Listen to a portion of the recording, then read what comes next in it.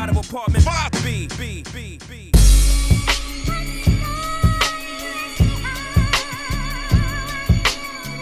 You're now tuned into the Apartment 5B podcast, where we chop it up about hip-hop, R&B, sports, love and life. Hosted by Kill.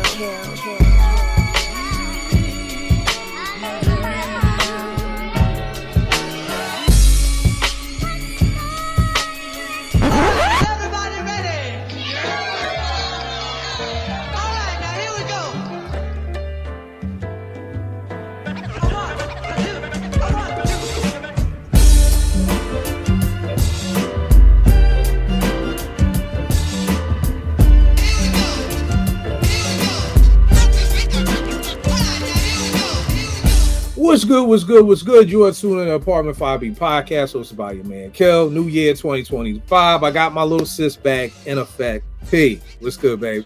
Not a whole lot, Kel. All good. All right, no doubt. We got my brother from BK Vague in the building. What's good, fam? Happy New Year. No doubt, man. You got New year, not years. Year. Yeah. Singular. Every year somebody got to school people on it. It's just year, y'all. Just come on, y'all. You know what I mean? Got the good Morgan State Bears gear on. Ralph, Philly, Eagles. What's good, baby? What's good? Happy New Year. Happy to be here as always. No doubt. Now, y'all know me. Usually I jump right in, but it's not too many times I got two Eagles fans with me right here. How do y'all feel about Saquon being shut down? Do you feel like that was a good decision, bad decision? Vague, what you got? I was thinking initially like a chip is the bigger goal. But then I realized how many yards he needed. And that is against the Giants, who are terrible. He could get that in the quarter, to be honest. And then you could just sit him down. You know what I'm saying? Right. So I'm kind of mad that they're not at least trying. Right. You know what I'm saying? If he don't get it or he not even coming close to Giants shutting him down, oh well. But to not even try kind of bothers me a little bit. Right. What about you, Rel? Yeah, I'm like 50-50 on it. I understand both sides, you know what I'm saying? He's close to it, like it's the Giants, they trash. But then like as a coach, I know like the worst injuries and stuff happen when we playing somebody trash. It's just, I don't know, it's just always happened like that, you know what I'm saying? So I can understand not doing it. I mean, AJ got hurt against them last year, the last game of the season, so that's probably like stuck in their mind as well. But other side, like I really want him to get it, especially with Eric Dickerson hating on him and all that. I wanted him to get it, you know what I'm saying? So now see, that's the part I didn't hear about, because somebody was like, yeah, I don't think the boy Dickerson won his record broken. I was like, well, what kind of nut ass shit is that? Records are made to be broken, you know what I mean? So I don't understand somebody saying I don't want my record. I don't think nobody wants their record broken, you know, but that's part of the game too. And I'm kind of with you, I'm 50-50, but because here's the thing, Paul Pierce made a good point. If we don't win the Super Bowl, it's going to be a lot of regrets. You know, Saquon going to be like, damn, like, you know what I mean? What if we go out in the first round? Like, it's going to be like, yo, what the fuck? I done wasted a whole season. I came this close to breaking the record and having my name in the records books for maybe the next 50 to 100 years, and we ain't even win the Super Bowl. You know what I mean? So I'm with Vague. I would have just been like, yo, we going to go out here. You know what, my nigga? I'm going to give you the half. You got the first half to get busy, you know. If you know, and if you ain't teetering on it by the third quarter, then we're gonna have to just call it a day. But I feel like I'm with Shady McCoy. That nigga said we from Philly. Records, that's what we do. We break records. So it's like I like that attitude. We break records. So it's like, but it is what it is. Porsche. Yep. What about you? What are your thoughts? On. No, I'm just joking. I'm just messing with you. What do you want me to talk about? I can talk about my thoughts on Trey. Nah. I'm just messing with you. So let's jump right into it. Yo, I'm in the car the other day with Naomi. We're listening to, here's the wildest part. Nate's musical palette amazes me. We're listening to West Side Gun. I'm like, yo, nigga, when did you start listening to West Side Gun? And she's like, nigga, I started listening because of you. But she just kept listening to West Side Gun. And she was saying something like, we were talking about West, and I was like, I felt like Supreme Blientele was a 5 mic album for me. And she was just like, well, what are your last five mic albums that you've given? I was like, it's a good topic. I never really thought about what are the last 5 albums that got 5 mics from me. And I was like, good topic. So, got to bring it to the podcast, got to bring it to the fam. So that's what we're going to be chopping it up about today. Hip hop and R&B, if you have them, the top last 5 albums you've given that 5 mic to. But first, let's talk about the 5 mics. We're all from the era of the Source where the 5 mic meant something, but how important, like Portia, if you saw that the Source in the reputable years, not in the Little Kim, Benzino, just 5 mics or whatever, how, if you saw an album got 5 mics, like, did that just zoom in for you? Did that just, I'm good with, it's got to be 5 mics? Like, did it pique your interest? Was it kind of just like, whatever? How did you feel like when you saw something was 5 mics? So it wasn't that I was like, it's going to be 5 mics, but I was definitely like, damn, Source gave it 5 mics. Like, this is definitely worth checking out. And I remember, because you guys know, like, I used to go to 7-Eleven, wait for the Source on that Tuesday that they were putting it out on the shelf.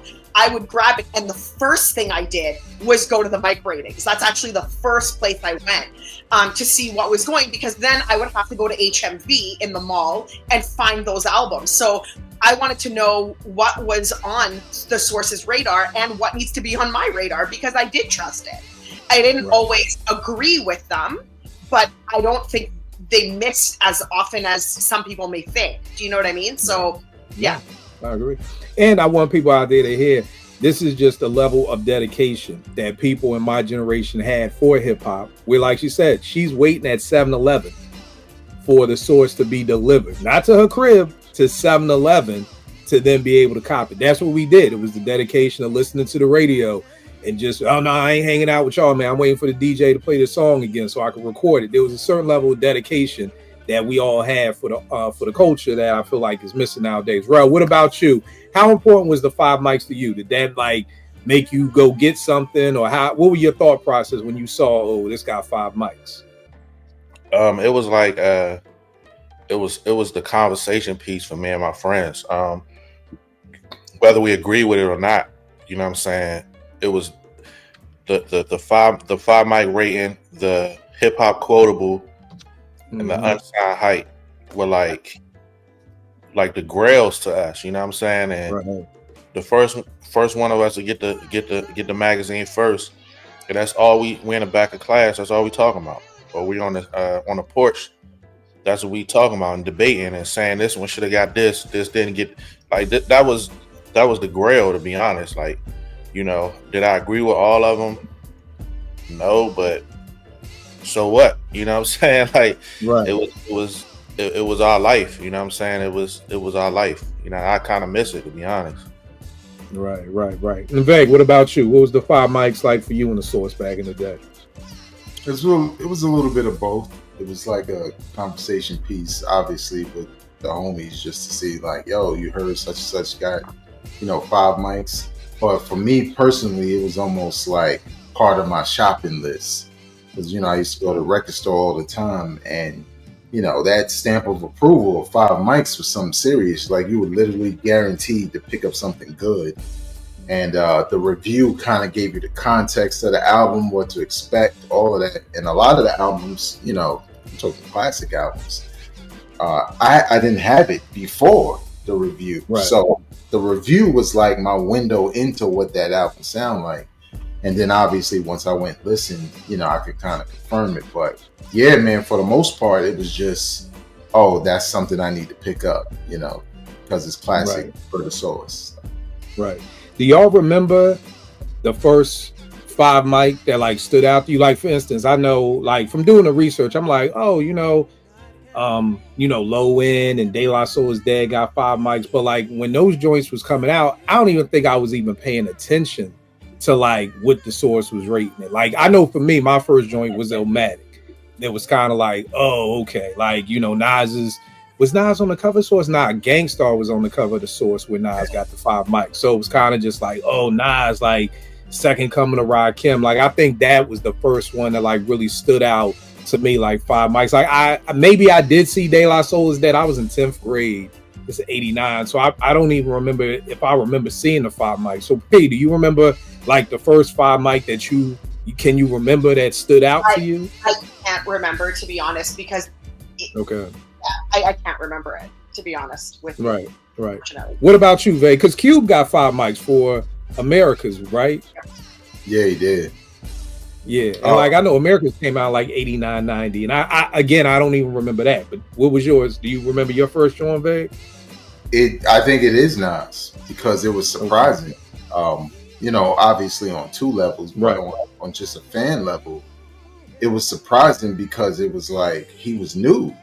You know what I'm saying? And I expected something good, but I didn't expect him to give it classic and give it so much coverage. But it was definitely Illmatic. Balloon Mind State and maybe a couple others, those are joints that I didn't go and pick up initially. Because Balloon got 5 mics? I think it did.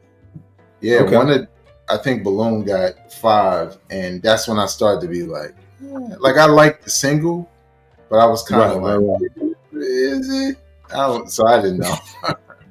Right. And Rob, what about you? You remember your first 5 mic?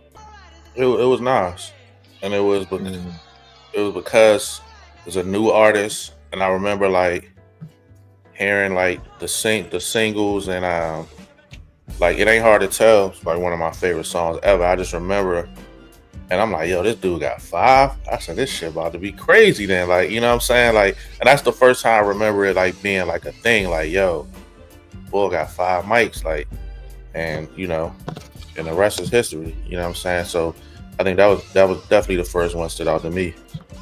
Yeah, it's crazy. I just always wonder like how did that flip get switched?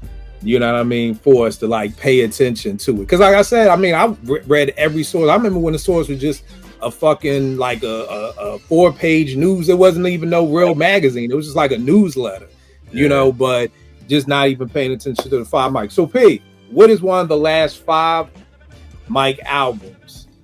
What's one of the last albums you gave 5 mics to? I'm gonna go the furthest back that I can go, and that's Sky Zoo and Pete Rock's Retropolitan album. Very dope album. Sorry? That's not. It's a very dope album. Yeah.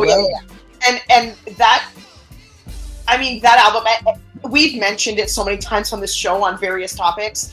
I just love everything about it. I think it was one of Pete Rock's best, more current albums that he produced, and I just think that him and Sky Zoo just absolutely knocked it out of the park with that one. And yeah, absolute 5 mic, but it wasn't, I can't rate, like I usually let albums, I live with albums for at least a year before I can rate them as a 5 mic, at least a year, because of course I don't want to fall into the recency bias, right? Like, oh, it just came out, I'm listening to it all the time, I love it, 5 mics out the gate. Like I try not to do that. I know I love it, and then I try to revisit it periodically throughout a span of a year or 2 or whatever, and then I kind of migrate it. So I can't, even though I love, like for example, I love Blue's album that dropped this year. Is it going to be a 5 mic album? I don't know. I love it now, but I don't know if I'm going to love it as much next year. You know what I mean? So I try to let them breathe like that before I can give them a 5 mic rating. So for me, Retropolitan wasn't out the gate that I gave it 5 mics. It kind of earned it. Do you know what I mean? Over time. Yeah. So. No doubt. You doing any R&B? Or you just all hip hop? I mean, I can just tell you the last time I gave an R&B album a 5 mic was Soldier of Love by Sade in 2010. So well, there you go. Well, there we go right there. We're going back 25 years. No, it's not. 15 years. 15. I'm sorry. My yeah, bad. 15 years. All right. So I only have 2 R&B albums on my list because I can't even think of 5, to be honest with you. I feel you. I was going back kind of deep on my list too. The first joint I got up is this joint that I just had in front of me that I don't know what I did with. Sold Separately, Freddie Gibbs. I love this album, yo. And I mean, I always liked Freddie before, always thought he was dope, but this album like made me like a fan. Like I listen to this album all the time. I've said it a million times on here. I even love the man's interludes, and I fucking hate interludes, you know. So That sold so separately to me. I still play it now as much as I did. Well, I think it dropped a year ago, maybe 2 years ago. Still listen to it just as much. Here's something that shocks a lot of people, and it's probably because Tanya played this album so much, but Beyonce's Lemonade. I actually love Lemonade. You know what I mean? Anybody who knows me knows I love concept albums. So Marvin Gaye's Here My Dear, you know, Lenny Kravitz, Mama Said. If people don't know, Lenny had just broken up with Lisa Bonet. He's trying to get back with her. Marvin Gaye's Here My Dear, him and his wife got a divorce. She was going to get all the money from this album. So he's like, well, fuck it. Here, I'm going to tell you all our business. And I just felt like Lemonade was, y'all wanted to know what happened in the elevator, nigga? This is what happened in the elevator. You know what I'm saying? To me, dope production, dope songwriting. I love the rollout with it. If people don't remember, it was kind of like a whole video montage before the album even dropped. Kendrick Lamar is on there, just Blaze is doing beats. To me, just an incredible album. So definitely 5 mics for me. Rel, what is the last album that got 5 mics from you, hip hop wise? Daytona. Yeah. One of my favorites in the past. Yeah, 7 songs, no skips, no down, no lulls, no nothing. Just all the way through. When that album came out, I played that album so much, and the replay value was super high. It's a masterpiece to me. I'm not ashamed to say it. It's a definite 5 mic for me. So that's why Daytona, no question. That's one of the first albums came to my mind when you sent me the text.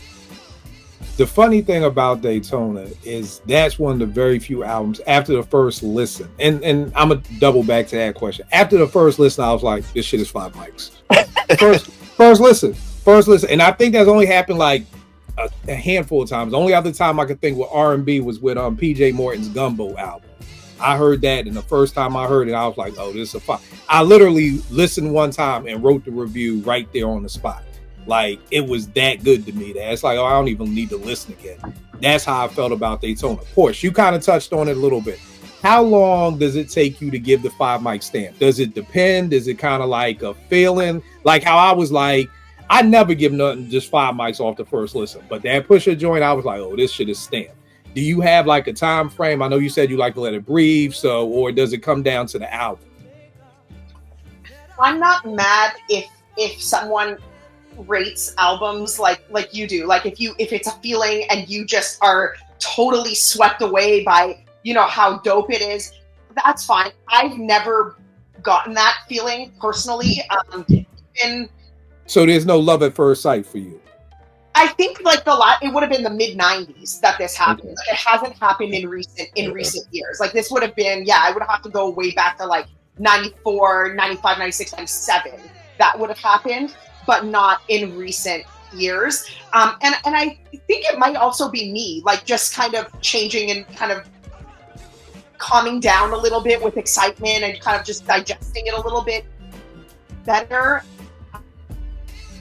So for me, I'm not mad if someone's like, nah, I just loved it right out the gate. I get that, and that's totally fine. But it's just never happened for me. Typically, it takes like a bit of time. And I'm just saying a year, it could be 8 months, something like that. But it's not ever, it's not going to be right out the gate for me, personally. I got you. And Veg, what about you? You got a time frame, or how does it work for you?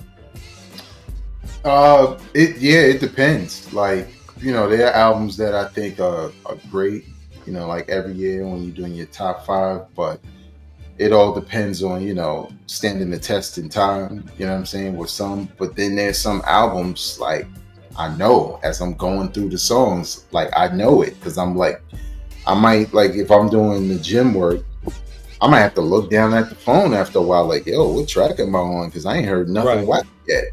You know what I'm saying? So sometimes I start to feel like those are the times where I feel it's a classic, or maybe it takes a little bit of time. But to Rel's point, Daytona, oh my God, you know how much I was playing that? That was back to back to back to back to back. I couldn't get enough of it. So, I agree. Yeah, I mean, that the games people play, that if everything on there was just crazy. It was just crazy joint. You got any R&B joints, bro? I was R&B has been difficult. I will say one that I can think of is Miguel's Kaleidoscope Dreams. That was very, very, very, very, very, very, very good album that I played a lot all the way through. You know what I'm saying? So as the show goes on, I got to think about R&B because it's a little more difficult for me. But I do know that one was one that I was like, yo, this is a 5 mics to me. Yeah, and Miguel Jones crazy. And boy kind of disappeared. Like he just it vanished. Like yeah. But did it go downhill? Like, did he do something? I feel like he just disappeared. Like with some people, I could be like, oh, he dropped 3 duds. It went downhill. I kind of felt like he just disappeared. He had 2 albums after that. It just didn't. It just didn't hit. Yeah, it just didn't hit. You know what I mean? Right. All right, Veg. What about you? What's the last joint you gave 5 mics to? So I know I'm like really literal. So I tried I thought of a bunch of albums since 2010, but I was like, I can't file this down to 5. So I stuck with the last 5 years to see if there were 5, and I found them on the hip hop and R&B side. On the hip hop side, Nas Magic 2021. It was either that or King's Disease 3, and I kind of went through and listened. And when I was listening to Magic, I was like, damn, these beats, these flows, like the fact that it was a surprise and it was ill and it felt like it was getting old Nas, had the old Nas on the cover. It was a moment. So yeah, that resonated with me, not only at that time, but even press play now. As soon as you hear that speechless beat, it's like a rock, especially the first 4 joints. Like it's just crazy. Now tell me, you said it was down to Magic and KD3, and it's funny because Tone had asked the question on the timeline, does Magic crack your top 5 Nas? And I'm like, it came down to Magic or KD3. Like I was like, it's one of these 2, and I kind of went with KD3. You know what I mean? But what about Veg? Does Magic crack your top 5 list? Well, I think they're both classics. I just wasn't going to put 2 Nas joints in my list. Right. No, but I mean, not this list, but like your top 5 Nas. Like Nas's best 5 albums. Does Magic make the cut? So what would that be? Illmatic. It was written. Illmatic. If you didn't say Stillmatic, I was gonna freak out. Well, I mean that Braveheart party shit, like it really crashes the party, but nah, it's a lot of dope stuff on there. Yeah, I think so. Okay.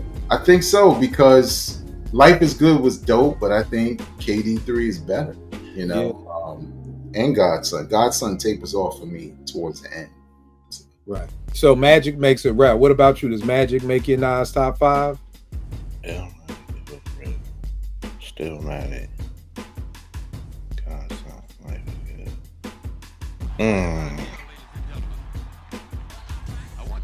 Good. KD3 makes it. Before Magic, that's how it was. Like KD3. And I started thinking about Life is Good. I'm like, but is Life is good as Magic? I don't know. It was a good ass question. Shout out to Tone, but it was a good. That whole Life is Good, Godson, Magic, KD3. It's that's right. Where it gets muffled right there. You know what I'm saying? Illmatic, it was written. Stillmatic is the top 3. You know what I'm saying? Right. To me. Right. P, what about you? Does Magic make your top 5? It does. Yeah. Right. But I don't have King's Disease 3 as one. I don't. It for me, it's Magic and King's Disease 1 actually, not KD3. I'm actually a little bit shocked to hear all of you guys love KD3 as much as you do because I don't know. I thought it was good. I thought it was really good. It's not that. It's just I don't know. It didn't kind of stick out to me as much as KD1 did. But I don't know. It's just weird. Me and you may be the only 2 people who love KD1 because everybody loves KD2. Most people do KD2, 3, 1. No. And I'm 3, 1, 2. So I'm 3, 1, 2.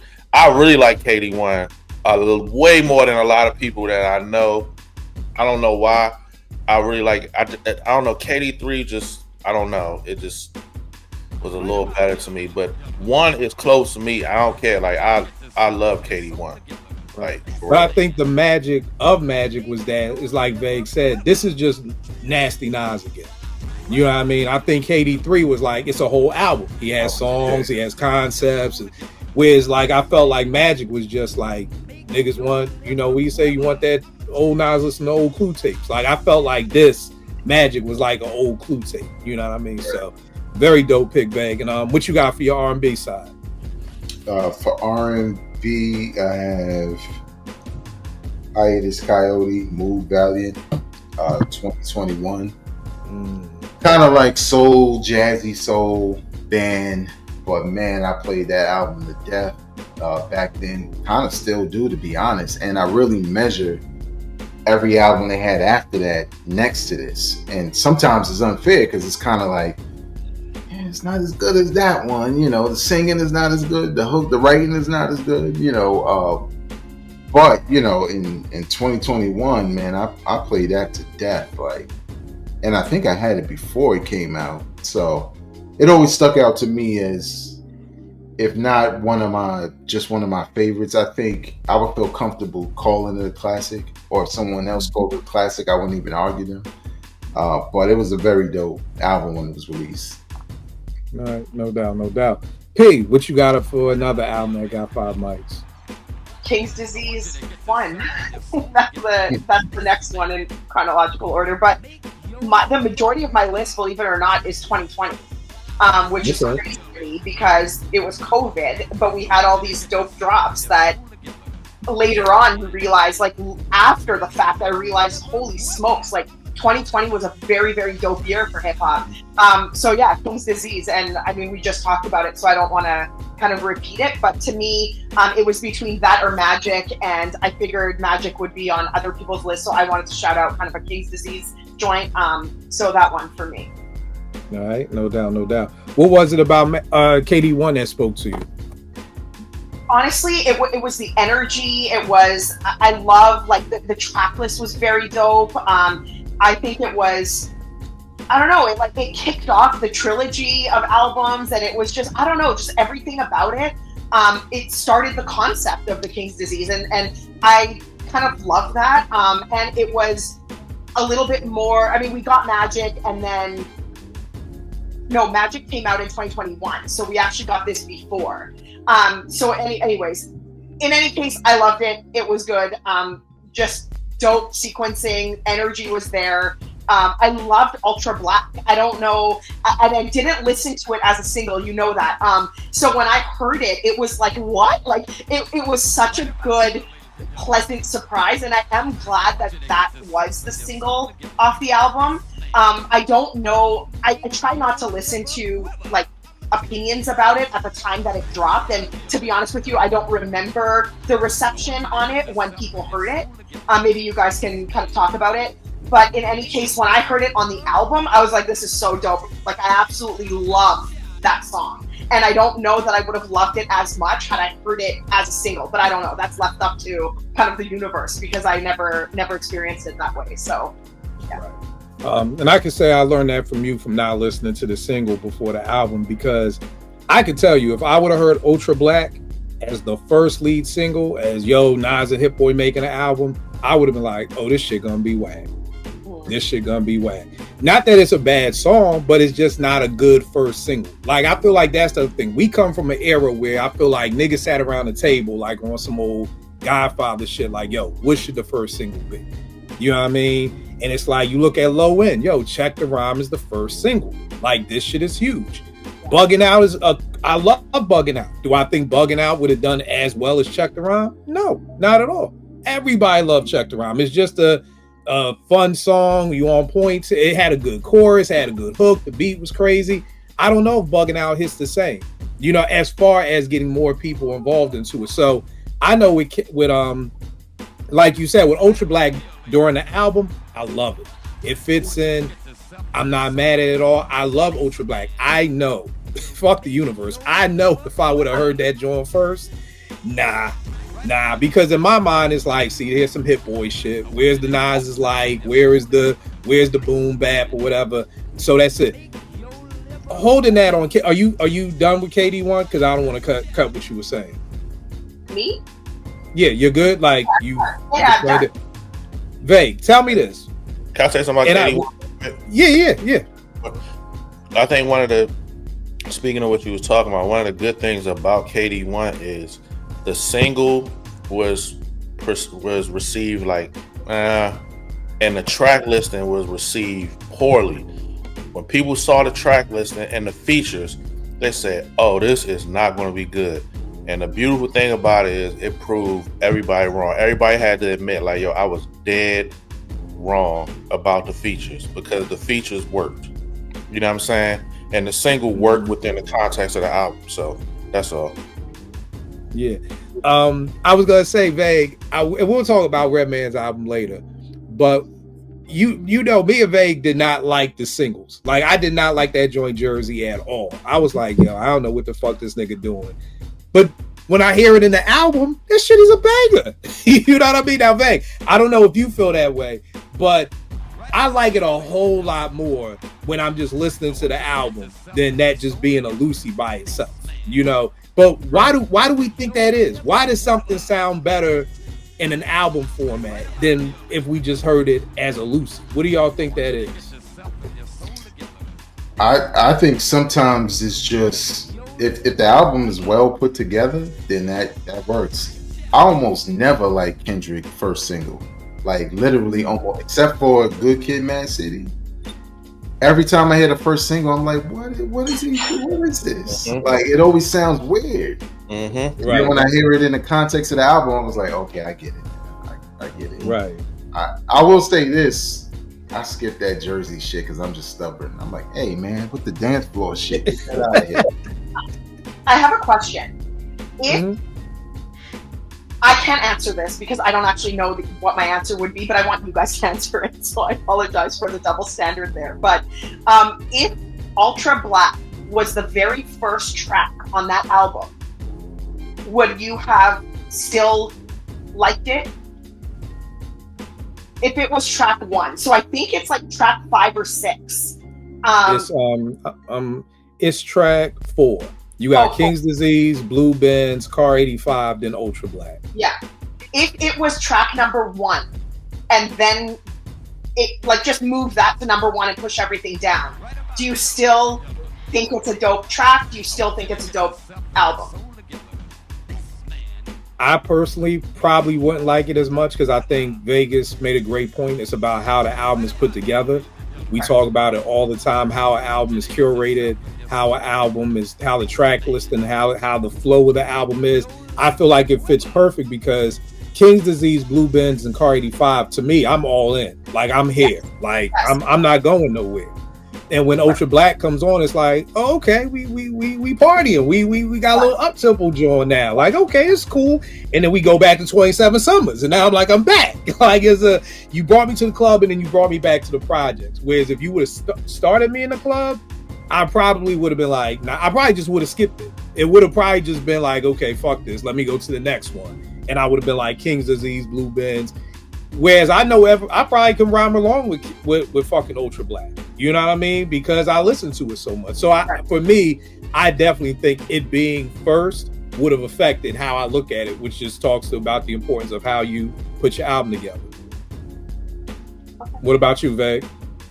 I feel the same. I feel like when I heard it, because I heard the single first, I felt like it was okay. Depending on how thirsty I was to get to the other stuff, if it's the first song, it probably would have became a skip at that point. Just because of how we know the album starts. Like you said, Kill, you kind of get into the album. So when he does throw those songs at you, you're like, oh nah, I see why it's here. You know, it's a buffer for the heavier stuff. So right. And I think that comes back to having the knowledge of how to make albums. You know, because for somebody watching, we say this a lot on the show, like, this person knows how to make albums, you know, and I think that that's a testament to Nas. He's been in this game for God knows how long. he knows how to make albums. I'm sure Hit Boy played a huge part in that, and them really trying to figure out how we gonna make this. Where can we put this song that niggas can't front on it? And it's damn sure not supposed to be to set off the album. It damn sure shouldn't end the album, but we squeeze it in the right place, we get it in. I know a lot of people don't like the Anderson .Paak joint on here. I fucking love that joint on here. And what's the name of this joint? All Bad. All Bad. I love that. Yeah. I know a lot of people don't, but I'm like, it's a banger. But again, if that was the single, I would have been like, this nigga. You know what I mean? So I feel like when you making music, the goal should be to not make your fans be like, this nigga. Like, what's this nigga doing? But Ralph, what you think? You think if Ultra Black was first, you would have still fucked with it? I agree with Veg. I might have skipped it, to be honest. Like, just based off of how I heard it before the album came out. Like, when it was a single, it was cool. And I was hyped, but it fits perfectly where it's at. You know what I'm saying? Like, the flow of the album, it fits perfectly. I think that's a lost art in people making albums. How do these songs flow together? How did you sequence it? So I think it's perfect where it's at. Right. All right, for my next one up, and I'm glad Greg said Magic, Poor said KD1, because here's the thing. I give 5 mics to Magic, KD1, and KD3. So truth be told, three of these albums on his list could just go to Nas. Like that could just go to him, which says a lot. So I do want to give some love to other albums. So Porsche, not once, but I'm gonna be a Jodeci nigga tonight because I gotta go over, but other people are naming them. I gotta go to Killer Mike's Michael album. I love that album. I've never been a Killer Mike fan. Never, since he was down with Outkast. I've listened to Run the Jewels, their songs I like. I'm not a Run the Jewels fan. And again, for people watching, when I say I'm a fan, I define that as I can like your music and be like, yo, they're dope, but I'm just not anticipating your music. I'm not buying your music. I'm not hype if you're coming to my city. Like, to me, that's a fan. But I was reading this article and it was just about Killer Mike, how, he did this whole album out of his pocket. He got with No ID. And to be honest with you, that's what pulled me in. No ID. I've been a fan of No ID since One Day It'll All Make Sense. So if you say No ID, nigga, I'm listening. I don't care who you are. And I just have never stopped listening to this album. You talk about an album put together right, Down by Law, Shed Tears, Run, Slumber, Scientists and Engineers. There's not a song on this album that I don't like. Like, I just think this is an incredible album. And it's like for me, like I said, not to be a fan of his music and then turn around and be like, yo, this dude, I got to give him all the credit in the world. Like that Michael album, I absolutely love that album. I know a lot of people who really don't fuck with him. Which is cool. Music speaks to us all different, but I really, really fuck with Michael. And on the R&B tip, I got to go with the boy D'Angelo with Black Messiah. You know what I mean? This right here was one of those albums. Vague, I don't know, what was it, 14 years after Voodoo or something? Yeah, something crazy. Some astronomical number. And I remember it being a Friday and niggas would tweet me like, nah, it's really coming out. Like, yo, here go the CDs. Like, it's getting ready. And I remember listening to it and just Ain't That Easy, Thousands Deaf, to Charade, Sugar Daddy, Really Love. I love the whole album. I think, again, it's like, the thing with D is like, again, he's an artist. So if you were expecting Voodoo, you weren't going to get that, and I heard he's in the studio now. I'm done holding my breath for D'Angelo at this point. I'm like, nigga, I'm 50. I'm done. If you make something, you do. If you don't, you don't. I'll listen when it comes out, but you're always going to get something new. You know what I mean? So, that's it for me. Bro, what you got up for your next one? This album was like, had been out. This is the weirdest 5 mics that for me. It had been out, and it took like coming on here and listening to somebody else talk about it a lot for me to really get into this album, and I love it. It's Reasonable Drought from Stove God. I did not listen to it at first. Like, I didn't. Like, it just didn't. Like, I kind of like skimmed through it. I'm like, and then like just being on here and hearing y'all talk about it, and like one episode, Kill was quoting the lyrics, and I'm like, he said what? And then it was over, and then I just started listening, and I had the people at my job listening to it. Like, it was that bad. Like, we listened to that album after the events and we closing up, we just blast that joint. I had like the kids singing, still smelling like a brick right now. Like, yo, I love that album. I love that album. 5 mics for me, hands down. Like, I listen to that now. Like, it always comes back in my rotation somehow. You know what I'm saying? So I gotta go with that. Yeah, and for niggas watching, y'all know this shit was on my list. Like, my man Joe out of Chicago, shout out my Joe Mink, Big Spencer, that whole Chicago crew. He was like, Kill, you gotta listen to this. I said, dog, this album is whack. I said, the album cover whack as shit. Bro, I don't even know what, to this day, I don't know what's going on. Like, is this nigga, I don't know what this album cover is. Like, I have no idea. Is the nigga crying? I ain't know if this was a movie. Like, I don't know what's going on. And Joe was like, dog, trust me, it's crazy. And I mean, from the second I hit play and heard Rolls Royce breakdowns, nigga, it's like you off to the races. And it never fucking ends. It just keeps going. There's so many quotables on here. You know, I just, again, I can't say enough about this album and how dope it is. I thought I was already at my capacity for drug dealing rap until this shit came and like just fucking was like, nah, nigga, you need room for one more. This shit is incredible.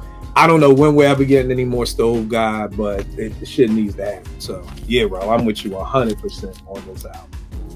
100%. Crazy. Veg, what up with you? Oh, bro, you got any R&B? Did you think anything for? All right. Veg, what you got up next? Stove God Cooks, Reasonable Drought. I didn't want to hear any like fucking gun talk, cocaine talk from another new nigga, and y'all kept talking about it, especially you, Kill. And then I was just like, let me listen to this shit. First beat, I was like, okay, my hip hop identity has been activated, like. Bruh. And just going through the John Starks joints, just so many. Shout out to Rock Marciano on the beats, man, because like, I've always liked his beats, but I was just like, man, this shit was tailor-made for somebody with Stove God's flow. So I agree. Like, I knew this was a classic when I couldn't stop playing it. Like, I was going to the gym like every day, just running it back because it was just, I don't know. Sometimes with classic albums, you feel energized instantly, especially when you know them already. And this was one of them, man. I was telling my brother about it earlier, and he is oblivious, so I know I sound stupid as hell. I'm like, Stove God Cooks? He like, Stove God? Like, what are you listening to? Like, yeah, classic though. And what's your R&B, John? R&B, I got Silk Sonic, An Evening with Sonic. Man, I love everything about that album. I mean, it's Anderson .Paak through and through, especially lyrically. But I just love the whole vibe. I love Skate. I remember being on Twitter and they're like, oh, they kind of messed up the momentum. Shut the fuck up. Y'all don't know what real music sounds like. I even like the Ghostface and Raekwon Skate joint. But I just like the whole retro feel of it. And, you know, the fact that Bootsy gave him the name, it just was a perfect pairing between those two, their personalities, their talents. Just an excellent album that, you know, I feel comfortable calling a classic. So, yeah. Nah, and it's funny. I was one of those people for Skate. I did not. I was going to say it's another example of I didn't think it was a good single. But again, when I listened to it through the album, I'm like, yo, this shit is crazy. Like, this shit is. And I remember wondering, like, what the fuck about this song didn't I like when I heard it? Because you know what I think it is sometimes too, y'all. I think we want the same thing, you know. And I think Leave the Door Open was such a big song, and it had a certain vibe to it. So it was almost like then when we got what was the joint After Last Night? That was the next one, right? What was the second joint? No, Smoking Out the Window. I'm sorry, Smoking Out the Window. That kind of then fit in with what Leave the Door. So I think Skate kind of just went so left that myself, I can only speak for me, that I wasn't ready for that. Great example. I tell people this all the time. People say I'm bugging. It's just the truth. When they sent the 12-inch for Devil's Pie to 889 Vague, I was like, I don't like this shit. Why? Because I wanted some voodoo shit. I wanted some, no, if voodoo hadn't come out, I wanted some brown sugar shit. Like, I was like, yo, I don't want D'Angelo over Primo. Like, what the fuck is this? You know what I mean? Where's the laid back? I need that nigga. I need some lady or something like that. So, but then after I get past that, of course, Devil's Pie is just a 5 mic. It's a perfect song. But I just think sometimes what our ears are ready for and we don't get, it's kind of like we just be like, whatever with that, you know. And then a lot of times we don't ever come back to it, so we kind of just leave it over there because that's how Skate was. Because when I hear Skate now in the album, dog, I love the song. Yeah. And I'm always, how did I not like this song when it came out? And I think that's what it was. I just wanted more slow jams. I just wanted more of that leave the door open. I wanted that, and y'all gave me this. So that very, very dope pick. But the funny part is I know a lot of people who were disappointed with that album and still don't like it. You know, felt like that was I want to say whatever year that was, people were saying that was like one of the albums that let them down for that year. You know, so I think maybe because it was shorter than I expected. And it took forever because I want to say Leave the Door Open. That may have been at January, and we may not got the album till like December. Like I think like we got this really late. Like it also took them a long time to drop it too. Yeah, they did. Yeah, but dope picks with that. Dope picks. P, what you got up next, babe? I always talk about this album, but so it shouldn't be any surprise that it's on my list. Glory, Tracy Lee. This one again, another 2020 drop, and I've said this before, so I'll keep it short. But I really, truly believe this is like a time capsule, and it's a perfect album to kind of capture what we all went through during COVID. And Trey is just, he's a very seasoned MC, so he knows, like, he's just good at it. You know, like it's effortless for him.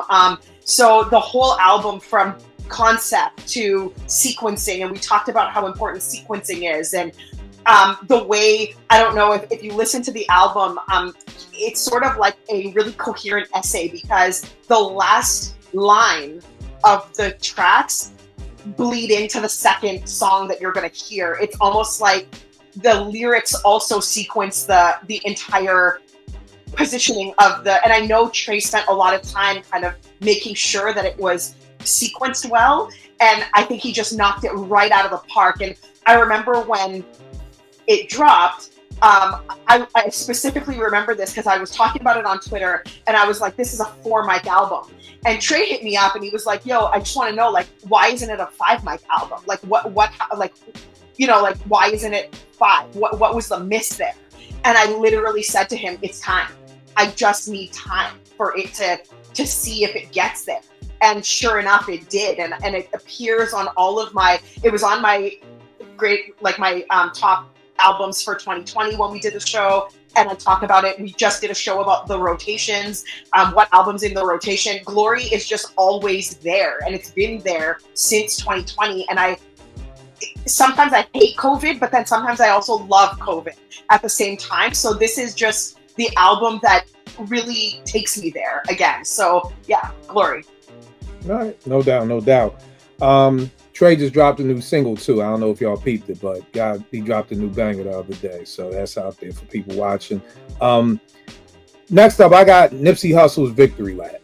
You know what I mean? And this was prior to the death, so this ain't no dead rappers get better promotion. I just love Victory Lap. Again, I got put on the nip. I didn't know nothing about the Crenshaw mixtapes and the $100 mixtapes. I heard his name just about what he was doing in the neighborhood and doing with STEM centers out in Crenshaw and everything like that. And I forgot, I think maybe one of my peoples from Twitter was like, yo, you need to see what Nip doing. It seemed like something similar to what you be doing in the hoods.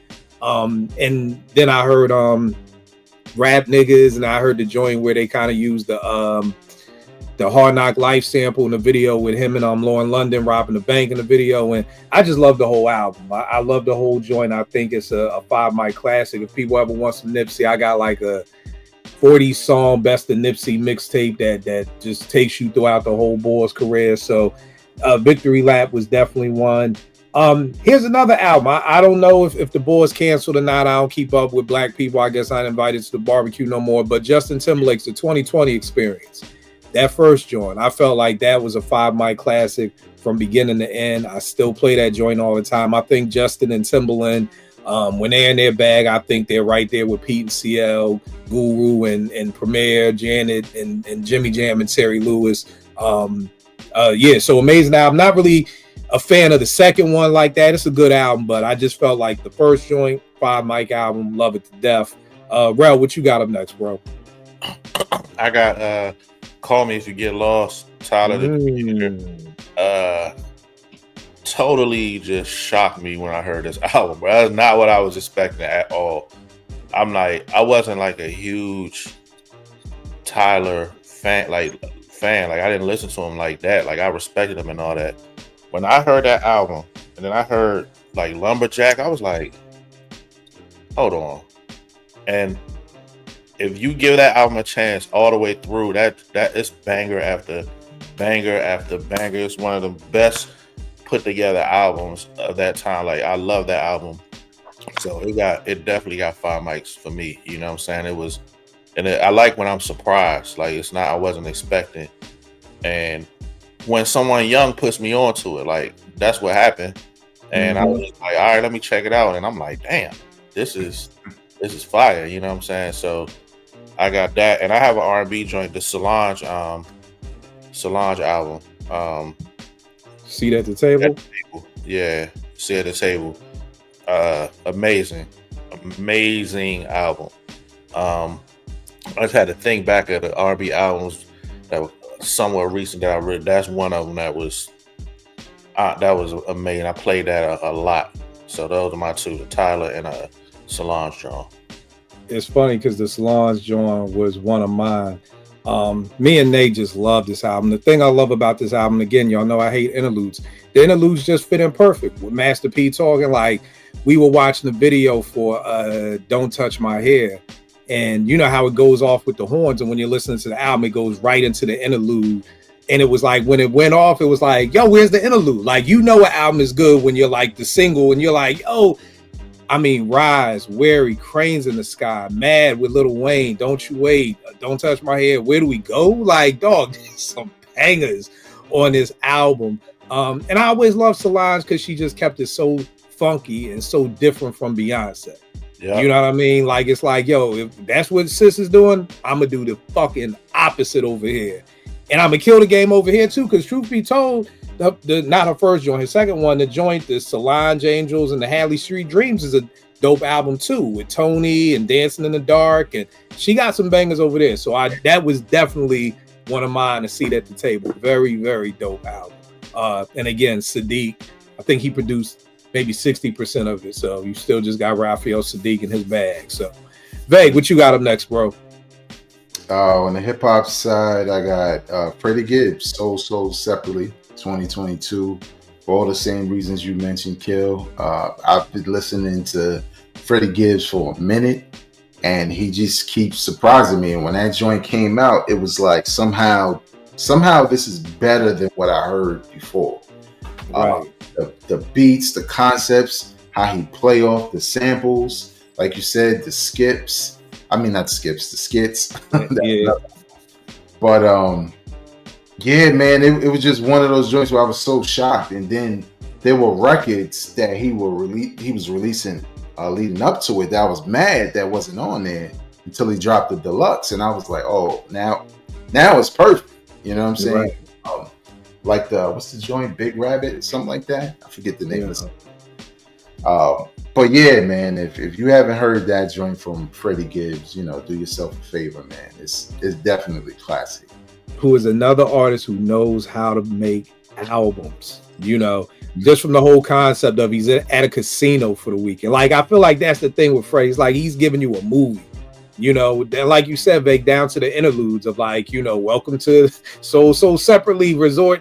You know, we hope you're having a good time. And next thing you know, the sample was on the interlude. Alchemist is sampling that for the next song. I mean, it's just an incredible body of work, man. Just Freddie is, again, just an incredible MC that I don't know why we don't talk about more. But I got a show coming up for that, Sean. So we gonna have a show about people like that. But what's your R&B joint, Vague?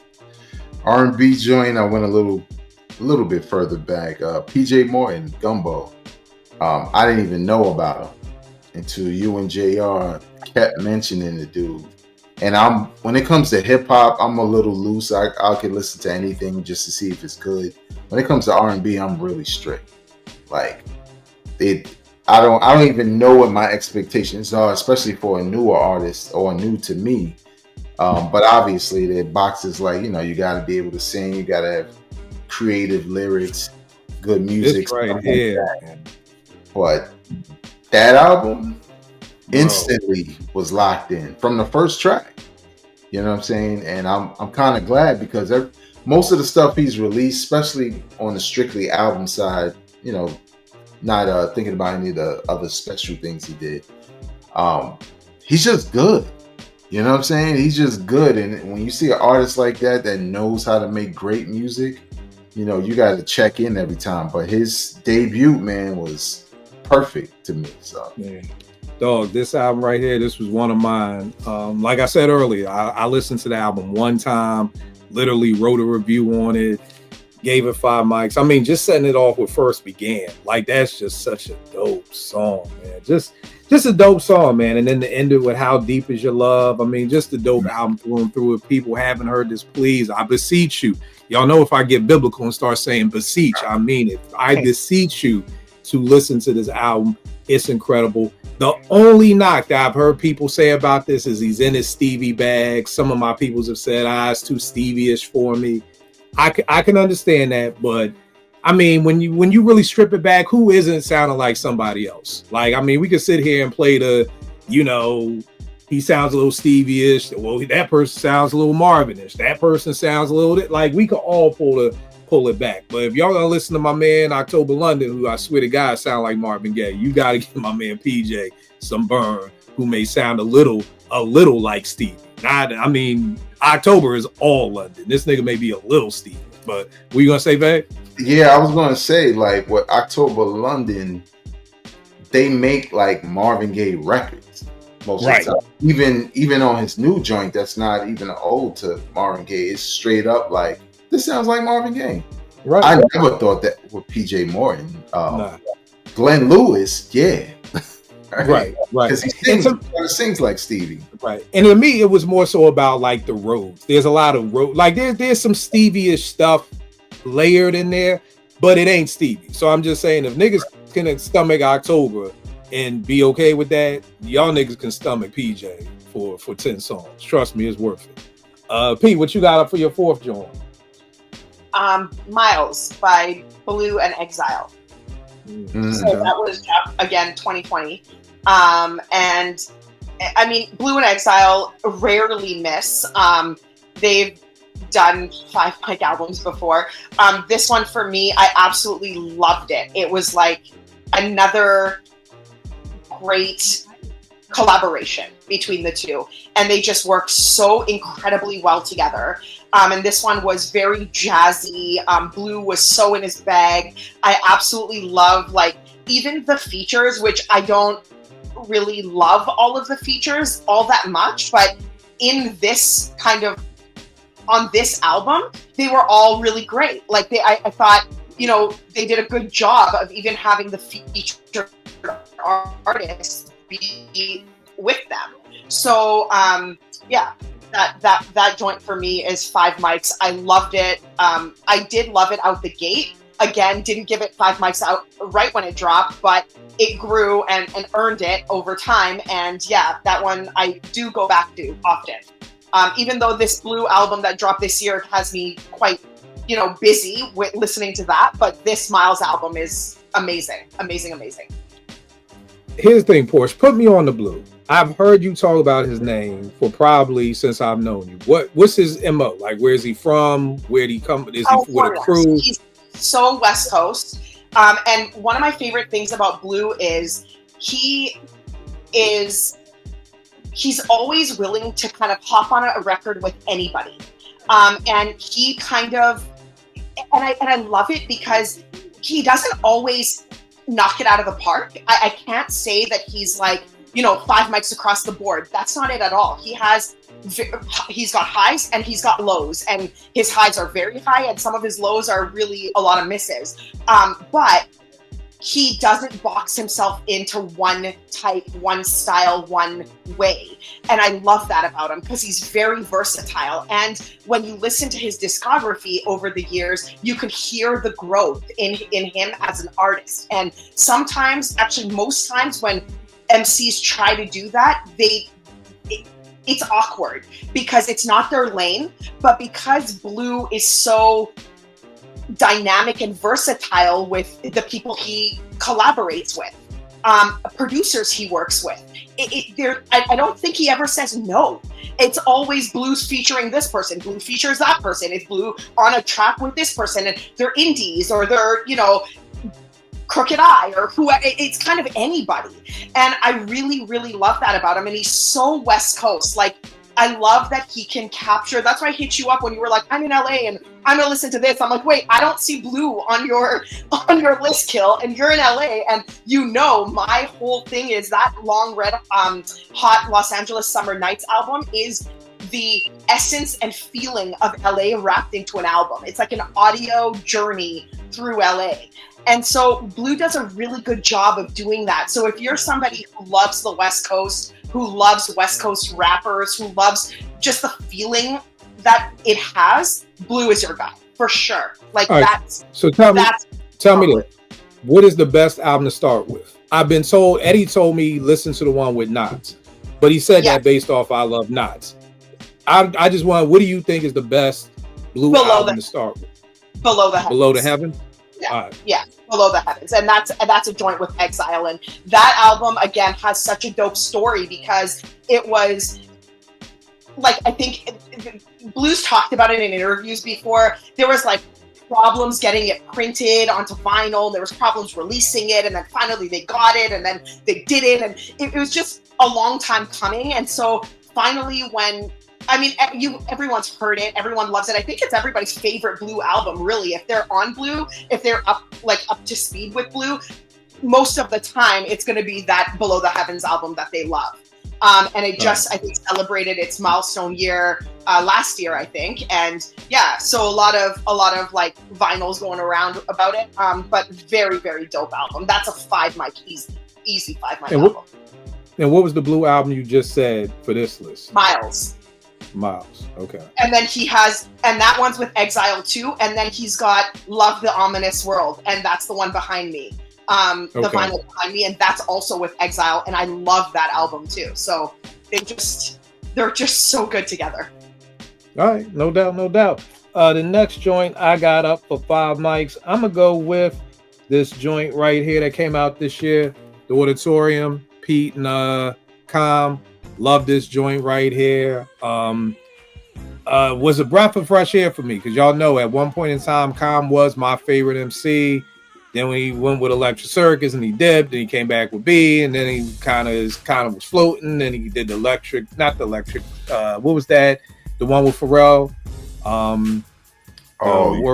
Universal Mind Control or whatever. He did that, then it went down, then it went up, and it's kind of just been teetering. I felt like he's been acting a little too much, but this, I remember people hit me on Twitter like, yo, Pete and Common doing something. I'm like, I'm only getting excited if they're in the studio together. Pete is sending him 50 beats and Common is on set trying to write rhymes. I'm not excited. So to see them in the studio together, so I think this album for me just, eclipsed any type of expectations that I had. And I totally forgot that they didn't even throw on this joint, that the first single that they leaked was this joint. I think it's called Trying. And I just totally forgot about that. Like Pete had put something on IG about the album and had the Trying joint playing. I was like, damn, I forgot all about that joint, which was also a banger. So very dope album. R&B, I've got Maxwell's Black Summer Nights, the first one. With Bad Habits, Pretty Wings, all that joint. I love that album from beginning to end. If you got the deluxe CD, it kind of came with a little background of them in the studio making the album, which is very dope. Some stories on there. I'm like, I gotta see this shit happen, because if you're familiar with the album, there's a song there called Cold, and they have the wind. It's a windshield wiper going back and forth. And Maxwell says he had Hyde, who was his engineer, throw the mic out the window to record this. And I'm like, really, nigga, you threw a mic out a fucking window to record the windshield wipers? I need to see that shit to believe it. But very dope album, love it to death. I wish we could ever get the Nights album. I mean, we got the Summer album, which was cool, but nowhere near that first album. But I don't. And it's almost like Maxwell just thought we forgot about it. Maybe people did forget about it, but I'm the only person still like, well, what happened to the third? It was the trilogy. What's up, babe? Yeah, I didn't forget about it. And he got all he's off of Columbia. Okay. And he got all his masters. So I know that was part of it. Okay. I had no idea that was even going on. But he also released a couple of duds that didn't get any traction until this new joint. Simply Beautiful. Like, that's the lane. That's where he got to go. So maybe we get it soon, because he definitely was teasing the album last year. So okay, well, prayerfully we get it, because that Simply Beautiful is definitely dope. Rev, what you got up next for your fourth joint? Listen, I like what I like, man. Tana Talk 4.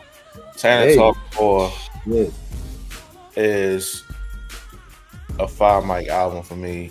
I played it so much. Still to this day, I don't really skip no songs on it.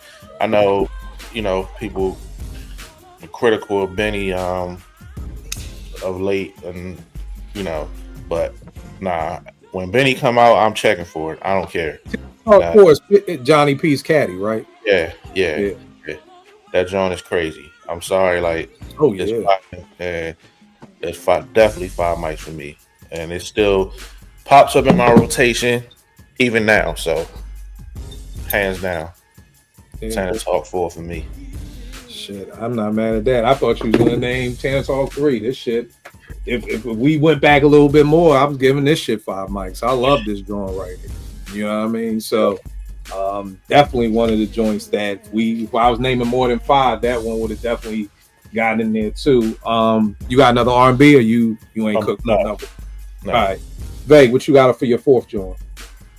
Fourth on hip hop, I got Killer Michael. All the reasons you mentioned, Kill.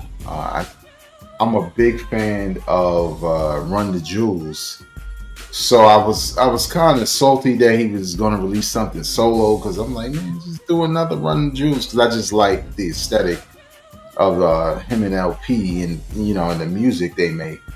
But man, was I pleasantly surprised, man. This was like one of the best albums I had heard in a long time, and it was so unexpected for it to be that good. Like, lyrically, his performance, his flows, the music, how everything tied together. Typically, this is the type of album you get in someone's debut, because it's kind of like an introduction to Killer Mike, whereas I wasn't always a big fan of his solo joints, because I didn't see the big deal most of the time. But I think him being in Run the Jewels, he kind of refined who he was as an MC, right? He's kind of hardcore, he's somewhat country, he's conscious, like he's all these different things rolled up into one, and he just says the right things, and he has a powerful voice when he's articulating the words, so it makes you pay attention to what he's saying. And when I heard this album, like, this is one of the times the Grammys got it right, because it was hands down the best album in 2023 when it dropped. So and to me, it's something special about just him putting his own money up for it, like, and just doing it himself. You know what I mean? But I love what you said too, because I never thought about it like that. But Killer Mike, really, he is all those things. You know what I mean? Like, he is when I see Killer Mike on CNN talking about race issues, I'm not like, this nigga. You know what I mean? It's like, oh, we got Killer Mike. Let me hear what Mike is talking about. Like, he's the legitimate source, and I can't think of too many. I don't know if I can think of any other MCs that are out right now that I would want to represent black folk and black hip hop folk at a place of CNN or something like that than Killer Mike. You know, it's not like I'm on the edge of my seat. Like, please, nigga, don't say the wrong thing. Like, please, Mike, don't send us back 25. Like, I'm like, nah, send that nigga Mike. Like, niggas want to talk, send Mike. You know what I mean? So that's a great point, man. That's a great point. Mm-hmm. On the R&B side, I got SZA, SOS, 2022. I wouldn't even say I was the biggest SZA fan. I thought she was cool originally, but I had never like checked for an album. I think when they did All the Stars with her and Kendrick on the Black Panther soundtrack, I was like, damn, I really like her voice and how she sounds when she sings. And when I listen to this, it's like almost listening to a rapper. Like when you hear her lyrics, because I just wasn't expecting her to be that aggressive lyrically, because she's not no R&B singing the hook chick. She's so much more than that. And I just remember listening and I was like, damn, I think I love this joint. So even when they released the deluxe, I like a couple of the new joints, but as soon as it creeps into the original, I'm like, here we go. We right back. Right. It just reminded me. So yeah, that's definitely, I feel comfortable calling that one a classic, being so recent. Yo, the thing that I love about Nay is, Rel, you talked about Tyler. They put me on to call me if you get lost. You talking about SOS. They put me on SOS. You know what I mean? Like, literally, like, listening to that. Like, I've been listening to Lana with her, and like you said, as soon as we get back to, like, Kill Bill and, like, SOS, and it's like you said, it's like she a rapper. Me and Nate be spinning her lyrics in the car like she a rapper. Like, yo, I like you said, I really fuck with SZA. So yeah, I ain't mad at that at all, man. That's very, very dope album. Pete, what you got for your last one? 21 Grams, Pete Rock and Amir. That was my, obviously, my introduction to Amir. And like that album, it's a mixtape, but it's an album at the same time for me. I love everything about it. Yes, it's like just loops and it's not much on the beat side, I would say, but it's all very dope. And Amir is lyrically, he's very witty, very kind of, I hate using the word conscious, but his wittiness and like the way he sort of concepts that he addresses really is thought-provoking, and I really, really like that. And on this album, the track list is long, the songs aren't exhaustive, so they're kind of in the 2-minute, 3-minute range, but it is kind of a longer track list. It's dope. Amir in an interview one time said like he makes albums and wants to leave at least one quotable. He's delivered on that every single album, anything he drops, he leaves with a quotable. And 21 Grams is truly like a really good representation of that. It's on SoundCloud. Obviously, it's available on vinyl. Me and Kill both have it. So if you haven't heard it yet, I really recommend it. Very, very dope album. And then he has so much more stuff afterwards too. So yeah. Yeah, and I can co-sign that. Something funny, out of sight, out of mind. I love 21 Grams. And for somebody watching, I know there's somebody saying, I kill you just saying that because Amir is your guy. Me and Amir got cool after 21 Grams because P hit me like, yo, I don't know what this is. P got an album with this new dude. I listened to it, reached out on Twitter like, yo, love the album, would love the interview. And then that's how me and Amir got cool. So it's not like that's my guy from back in the day. And I'm just saying, like, I really love 21 Grams that much that I reached out like, yo, this shit is dope. Would love to have you on. And then it kind of just moved from there. So, because I know people probably be like, y'all just be capping because these motherfuckers be on your show or whatever like that. And it really isn't. You know what I mean? Trey was at here's a funny part, of course.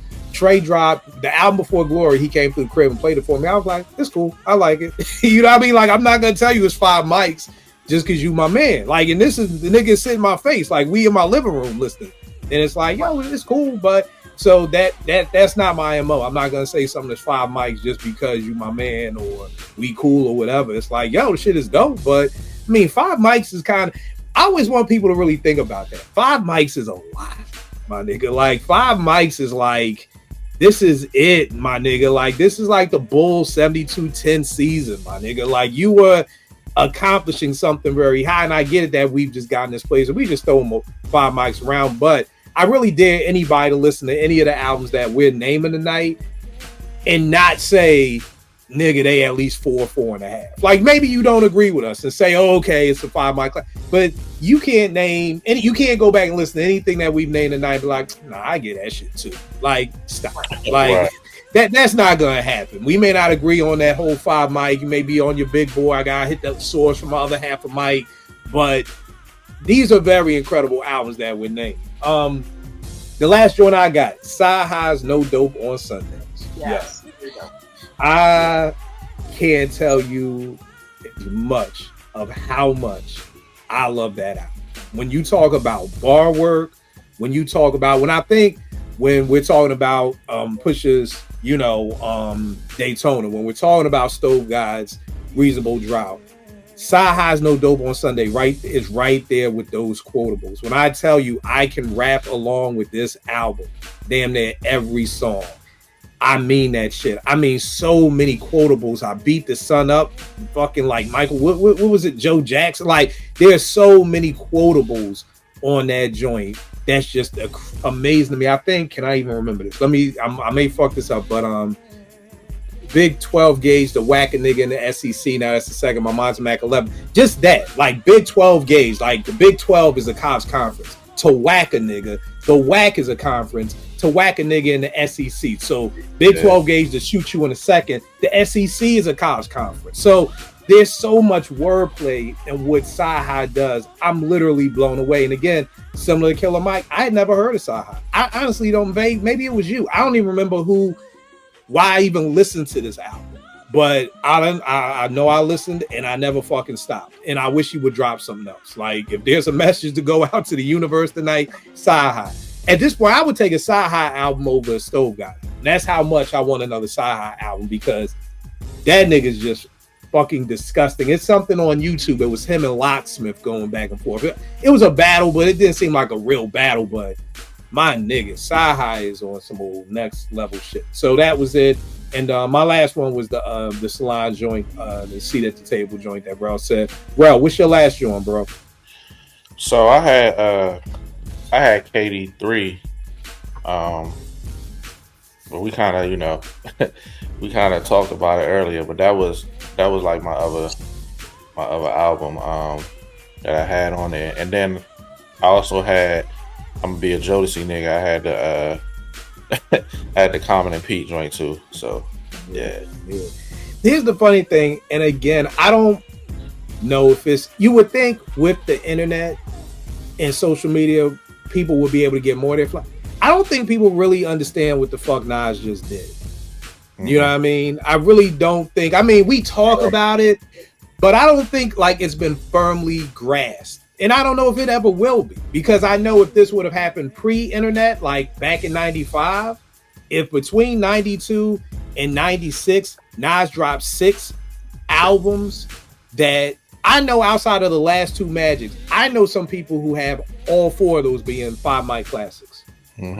I know people who have KD2 as a 5 mic. I mean, we've already said KD1, 3, in that. Like, to drop 4 5 mic albums in a 4-year span is unheard of. And I don't understand, like, I don't get it. But somewhere, this is why we have to get more solidified, like, record books with hip hop, because especially now with everybody being able to kind of change the narrative and kind of change things, it's like, I'm scared that we're going to lose things like this from happening. And it'll be 20 years from now, it'll be like, oh, Nas put out 6 albums, but they was just all right. Like, no, like they was just all right. Like, I don't know where we have, like, and I felt like that's what the source was. I felt like that's why we need books. And, you know, we're getting away from journalism, and we're going to talk about that word, but we're getting away from the things that were able to record our history for us, you know, and it's just going away. There was somebody on my timeline this week who was like, yeah, all 80s and 90s rappers all sounded the same. If they was from New York, they all had the same flow and same cadence. And I'm like, nigga, fuck is you talking about? Like, you know, and then he'd come back and be like, well, I didn't say everybody. I said, nigga, you said all. You fucking wrote the word. Like, what do you not like? So, and my fear is that somebody who is young or somebody who doesn't know hip hop may hear that and be like, oh, well, all 80s rappers sounded like, and now this lie just starts getting told, and we can't come back from that. But y'all, Nas, some incredible shit. That's all I can say. Like, that 6-album run was some incredible shit at this stage in his career, and could drop four mic albums. I mean, that's right there with Jordan winning 6 rings to me. Like, I mean, I don't know what else. And again, we know that happened. Nobody can go back and say Jordan didn't get 6 rings. I'm fearful that there will be a time when somebody can say Nas wasn't that good. You know what I mean? And we don't have the record books to be able to. I mean, we could play the Illmatic, but we don't have the record books to be able to be like, nigga, look here. What you gonna say, babe? I think we kind of do, because nothing leaves the internet. So all reactions and reviews and coverage still exists on the internet. It's just people pick and choose what they want to believe. Like Jordan, niggas act like he played 6 seasons only. Like he literally won a championship every season, then he bounced. When we know he's been swept, you know what I'm saying? He didn't win every time, you know what I'm saying? So I get what you're saying, but I think because this is the Nas thing is happening now in a situation where it's everywhere. You like, you know, somebody pop up and say something, you can just be like, nigga, here's the video, here's the tweet you tweeted when it dropped, because now you forget what the fuck you said. It's always gonna be there. It's just whether you want to entertain them. But I will say this: I think the run kind of put him up in the GOAT list, for sure. Oh, hell yeah. Yeah. Do something like that so late in your career is unheard of. But I also think it inspired a lot of these albums that some were already in the works, but them getting it right, like Snoop and Dre, like Common and Pete Rock. Because it's amazing that Redman, it's amazing to have these albums be good or great at this point in their careers. It's just Nas did like 6 of them shits, and that's just unheard of. Right. I agree with you, Veg. The only thing I'm worried about is I've seen things erased from the internet, and I'm really still trying to figure. And we could talk about this offline, but I've seen things that I'm looking for that no longer are there, and I'm like, where did it go? Where did that just go? I was just looking at that. You know, and who has the power to just erase it? You know what I mean? Is it the people with the money? But that's a whole nother story. But that, I don't know if we were talking about this in Vegas. I think you were on this up. It was something where Alicia Keys, she was at the Super Bowl with Usher, I think, and she sung, and the note was wrong, right? And this guy was on like TikTok or something. He was like, yo, I know that note was wrong. We all heard it. When he went back to press play for the video, someone had fixed the fucking note.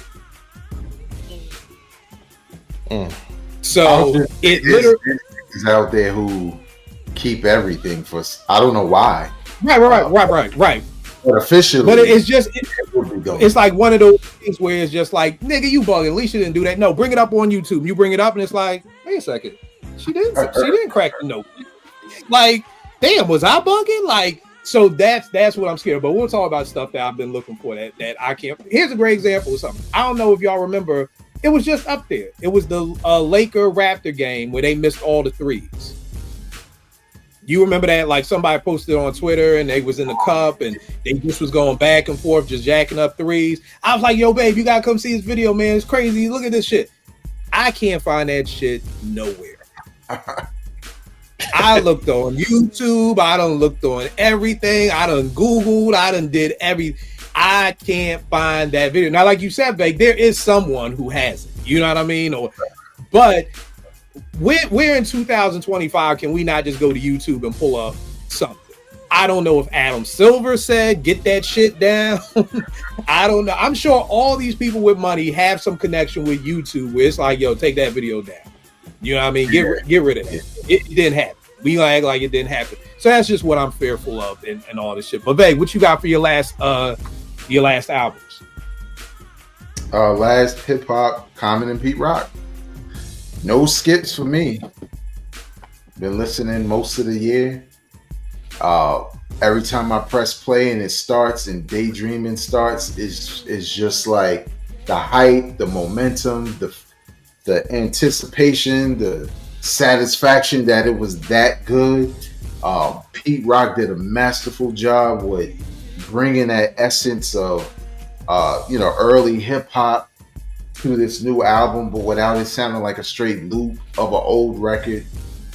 It was just perfect, and Common did what he did, man. I think he could have been stronger lyrically, but there's a lot of stuff on there where he was strong. And I mean, honestly, it doesn't even matter. I just let the whole album rock. Like there's songs there are albums I like this year where there's songs I might skip, depending on the mood. But this one, I just let it go. To me, I just knew it was a classic. It was one of those examples where I was like, yeah, this album is just perfect. So. And what's your R&B, John? On the R&B side, something else that's new. Marsha and Brosha, Classic Blanca. Okay. I was listening. My God, the sound, the fact that, I forget the record, but Dre goes from something like a bluesy, old school, like really old school sound to a jazz type sound. Like originally, it's almost sound like a Cab Calloway record is about to hit. Then it's like a jazzy sound, and then New York State of Mind comes on. And even when she started singing, he touched that shit up. And then the way she's singing, like I said with SZA, it's like she flowing. It's like she rhyming. And, Dre does this with the production on every track. Her lyrics are perfect. Her vocals are perfect. It's just, as soon as I heard it, and to your point, Kill, I can't understand how it just doesn't get that much attention or any attention at all at this point. Because it's such a great album. I don't know what niggas want. I don't. Yeah. So it's a classic. Yeah. I'm not mad at that, bro. I mean, Marshall was talking about in the interview how the first time niggas heard that song you were talking about, and it's like the first time you heard it, you didn't know where this was going. She was like, if you could have seen niggas lose their fucking mind when that New York Undercover, that New York State of Mind shit dropped. After coming from what they heard, it's like you don't know what's coming next. And I said, reminded me of a classic Ron G mixtape. You know what I mean? It was I don't know who's singing over what or what, but very incredible album. And then just to look at this Nas thing again, you got KD1 dropped 2020, August 21st. KD2 dropped August 6th, 2021. So almost a year later. Magic dropped December 24th, 2021. So Magic is only dropping August, September, October, November, December, 4 months after KD2 just dropped. KD3 drops November 11th, 2022. So almost a year after Magic, we get KD3. Magic 2 drops July 21st, 2023. Magic 3, 2023, September 14th. That's a hell of a run for 3 albums. To drop 6 albums in 3 years, and for people to be saying 4 of them could all be 5 mic classics, there's some amazing shit, And it's one of them things where we talking about Eric Dickerson's record. I don't think nobody's breaking that record.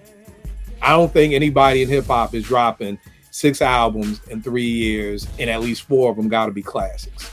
But see, that's what I mean, Vague. We can look at Eric Dickerson's records in the record books, and it's there.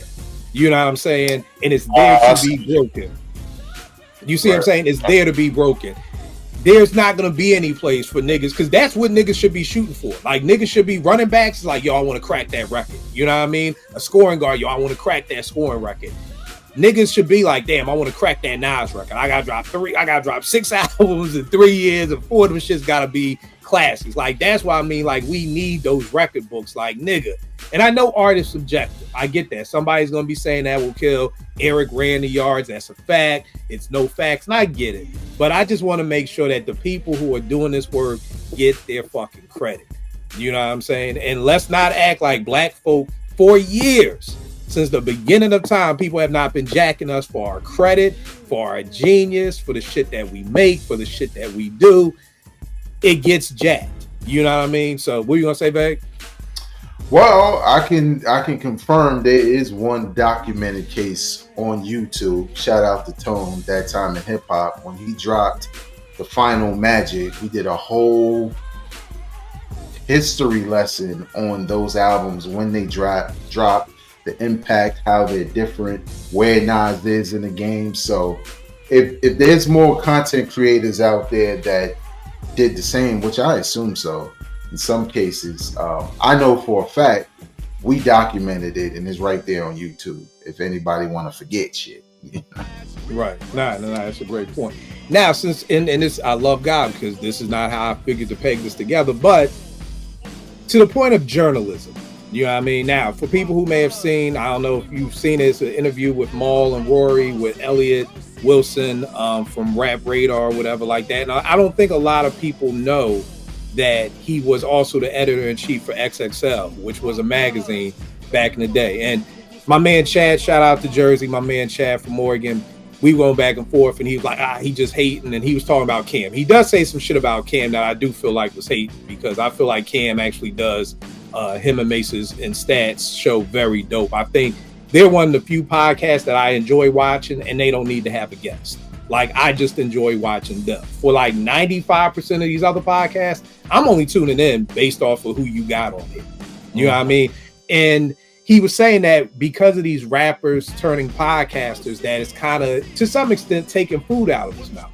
And people are like, oh, he's just hating. And I'm like, well, when you look at it like this, it sounded to me like he was saying what a lot of actors were saying in the mid-90s of, yo, all these rappers coming, taking our jobs.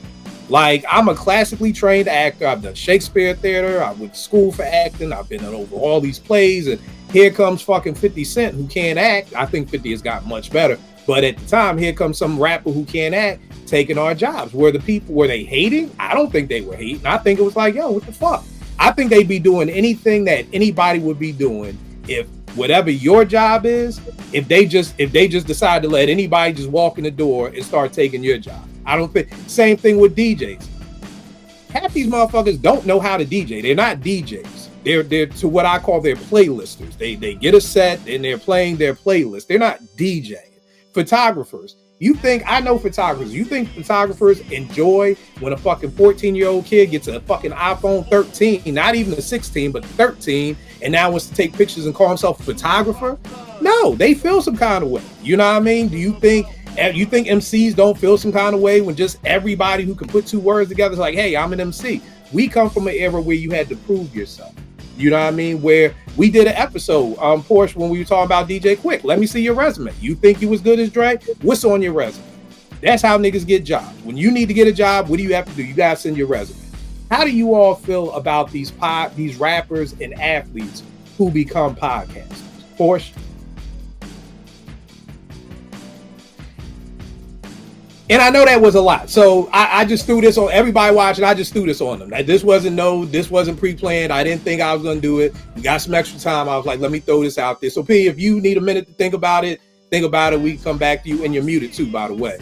But yeah. So it's kind of, I think that there was a boom in podcasting at one point. Obviously we know that, like, all of a sudden I remember it was like, what is a podcast? And then all of a sudden it's like everybody's doing podcasts, and nobody knew what a podcast was. But then it almost felt like immediately after, podcasts were everywhere and everyone was doing them. I think it's like, I want to say this rapper athlete thing. I gotta say Joe Budden has some hand in this, because Joe talks very candidly about the difficulties of successfully being a podcaster.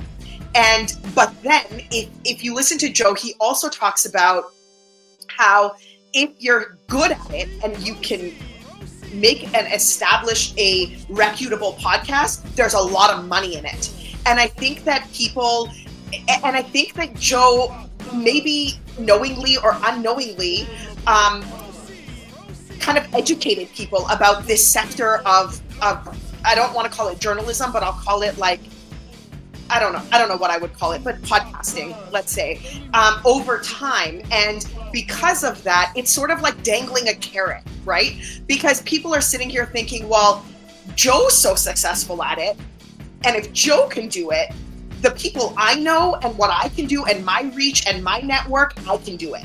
And so, but it's not that easy. Like, there's no formula. Joe never tells you the formula. He just kind of dangles this carrot. And I don't know if he means to do it. He might mean to do it. I mean, Joe's known to be a dick sometimes about these kinds of things. So I feel like when you see all these athletes and rappers, like, they do come into this podcast game with a network, with a reach, with an audience, with a fan base, and they are trying to create another revenue stream. And I'm not mad at that.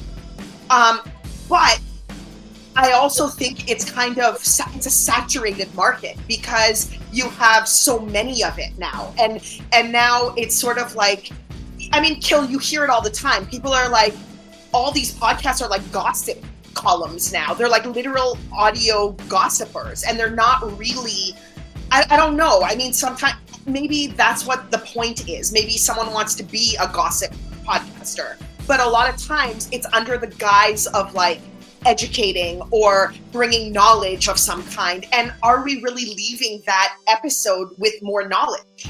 I don't know a lot of these people in these areas that are doing that. So I don't know. I'm not mad at people trying to secure their bag, but I think it's the wrong market to do it because it's now, I think it's reached its peak, it's plateaued, and it's on its way down in terms of money.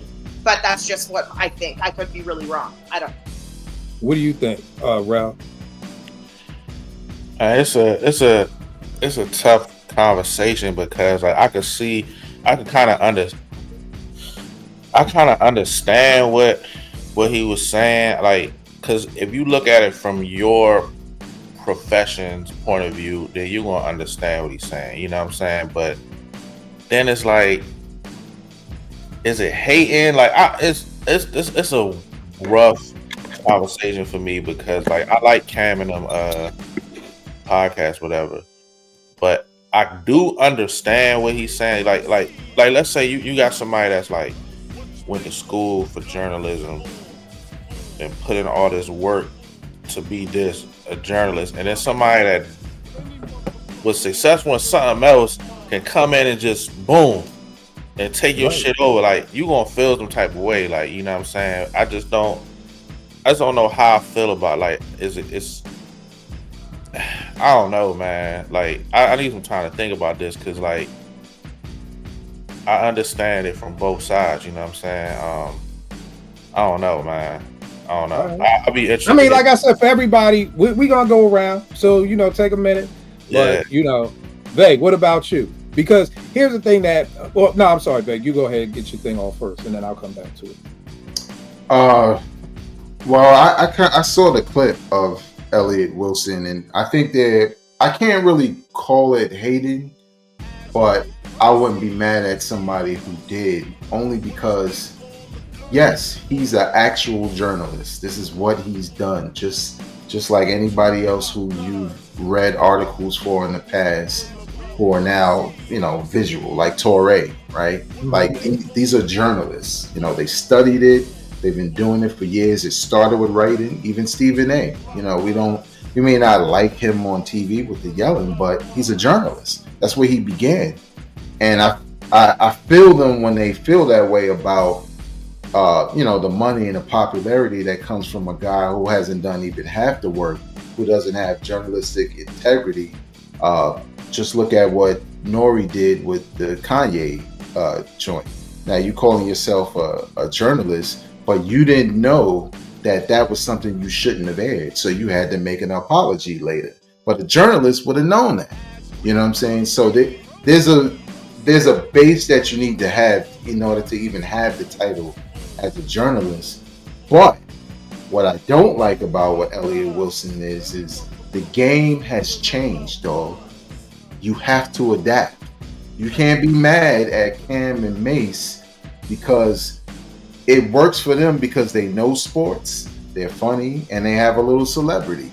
So you have to come up with something as an old school journalist that can compete with that. You can't be mad because they're in the space. Because like the example you made, because that was Samuel Jackson that made a statement about the rappers and stuff like that. But then when you look at the video game market as far as voiceovers, well, fucking real actors started taking jobs from voiceover artists who maybe couldn't become that actor out, but this was their bag, you know, voicing all these video game characters. But now you have more celebrity actors in that field and getting chosen. So it's kind of like you have to adapt. You have to look at the opportunities. You have to see what you're doing.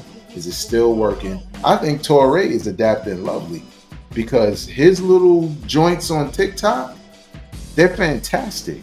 Because you could tell he wrote them, but they're snarky, they're quick. It's the TikTok formula.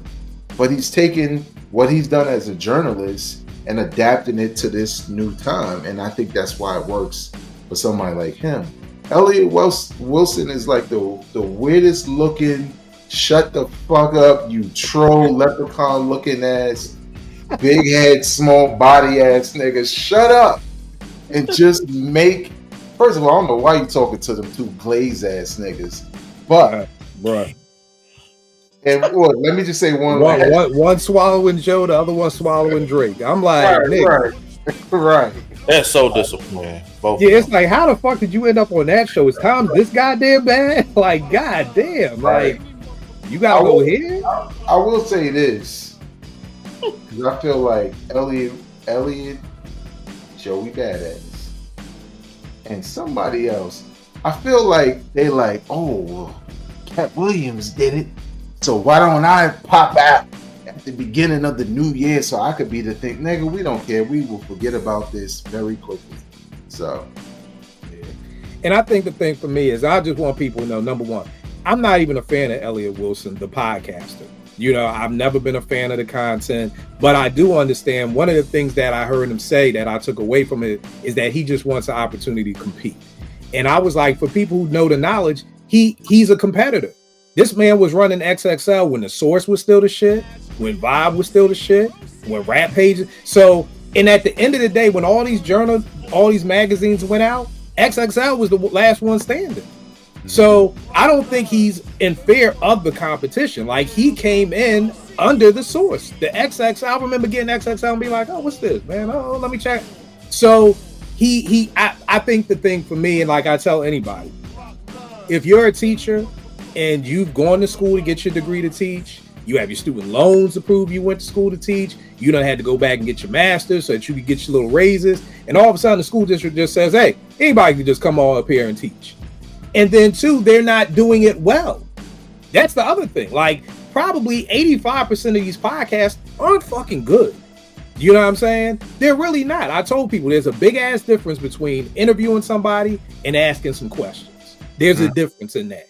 There's a difference between educating our youth and just giving niggas classwork. There's a difference between those two. The thing that I remember Joe and Nora on the Joe Budden podcast laughing because Joe said something like, all these other rappers now trying to do what we do, and they were laughing and they won't be around next year and all that shit. And it's kind of just like, I want people to get their bag, but I think in Vague, because the reason why I love having you here is because for people watching, this is what me and Vegas went to school for. This is what our degree is in. We are journalists. We hosted a hip hop radio show. You know what I'm saying? We did the work.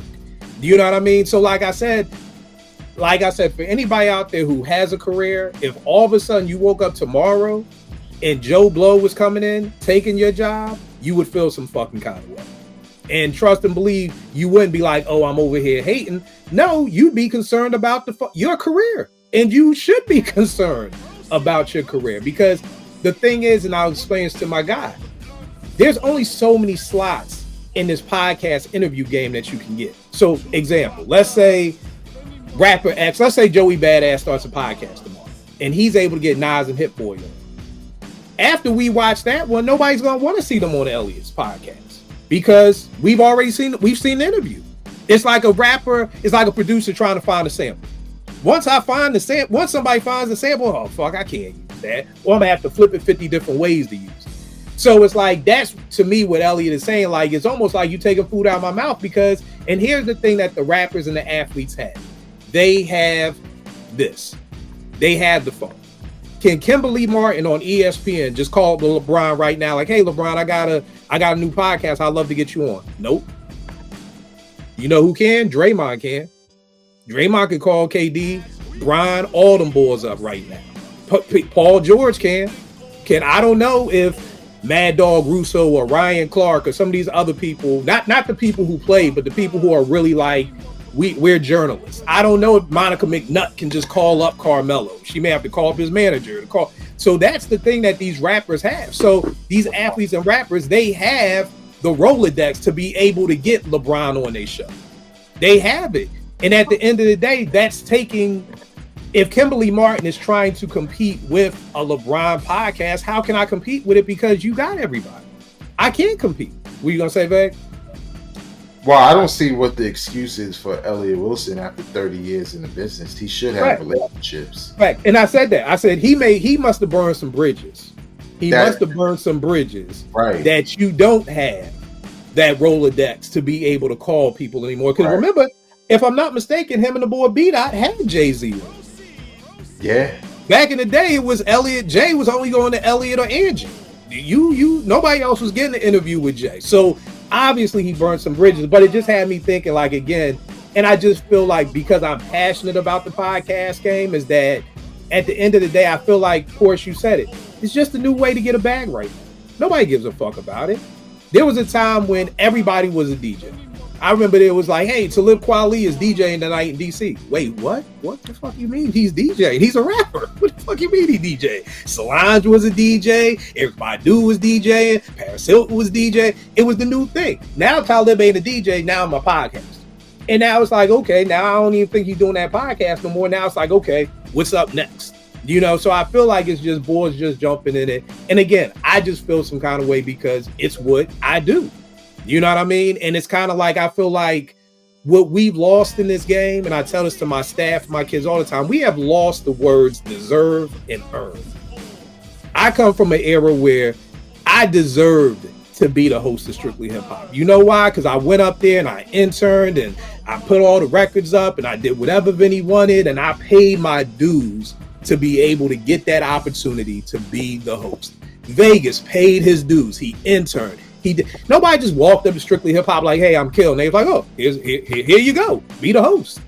But I just feel like now it's just like, that's it. Hey, I just retired. I don't know what the fuck I'm going to do with my time.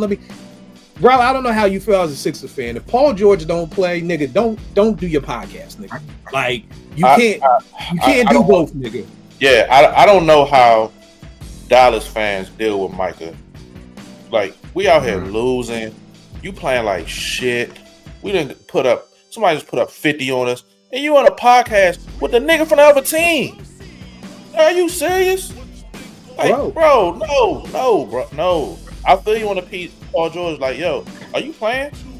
If not, yo, I don't want to see you. Like, it might not be fair for me to say that, but that's just how, I mean, you know how we are. Like, I don't.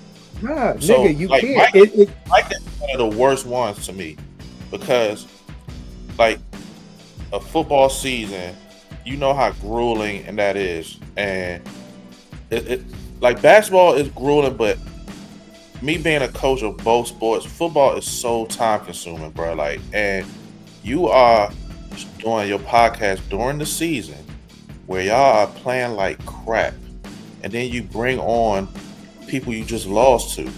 Like, I don't even want to talk to these niggas after I lost. Like, even if it's my mans. Like, you gotta give me some time, bro. Like, I don't want to hang out with you right now, nigga. Like, you know what I'm saying? So it's strange. It's strange, bro. Like, I totally agree with you.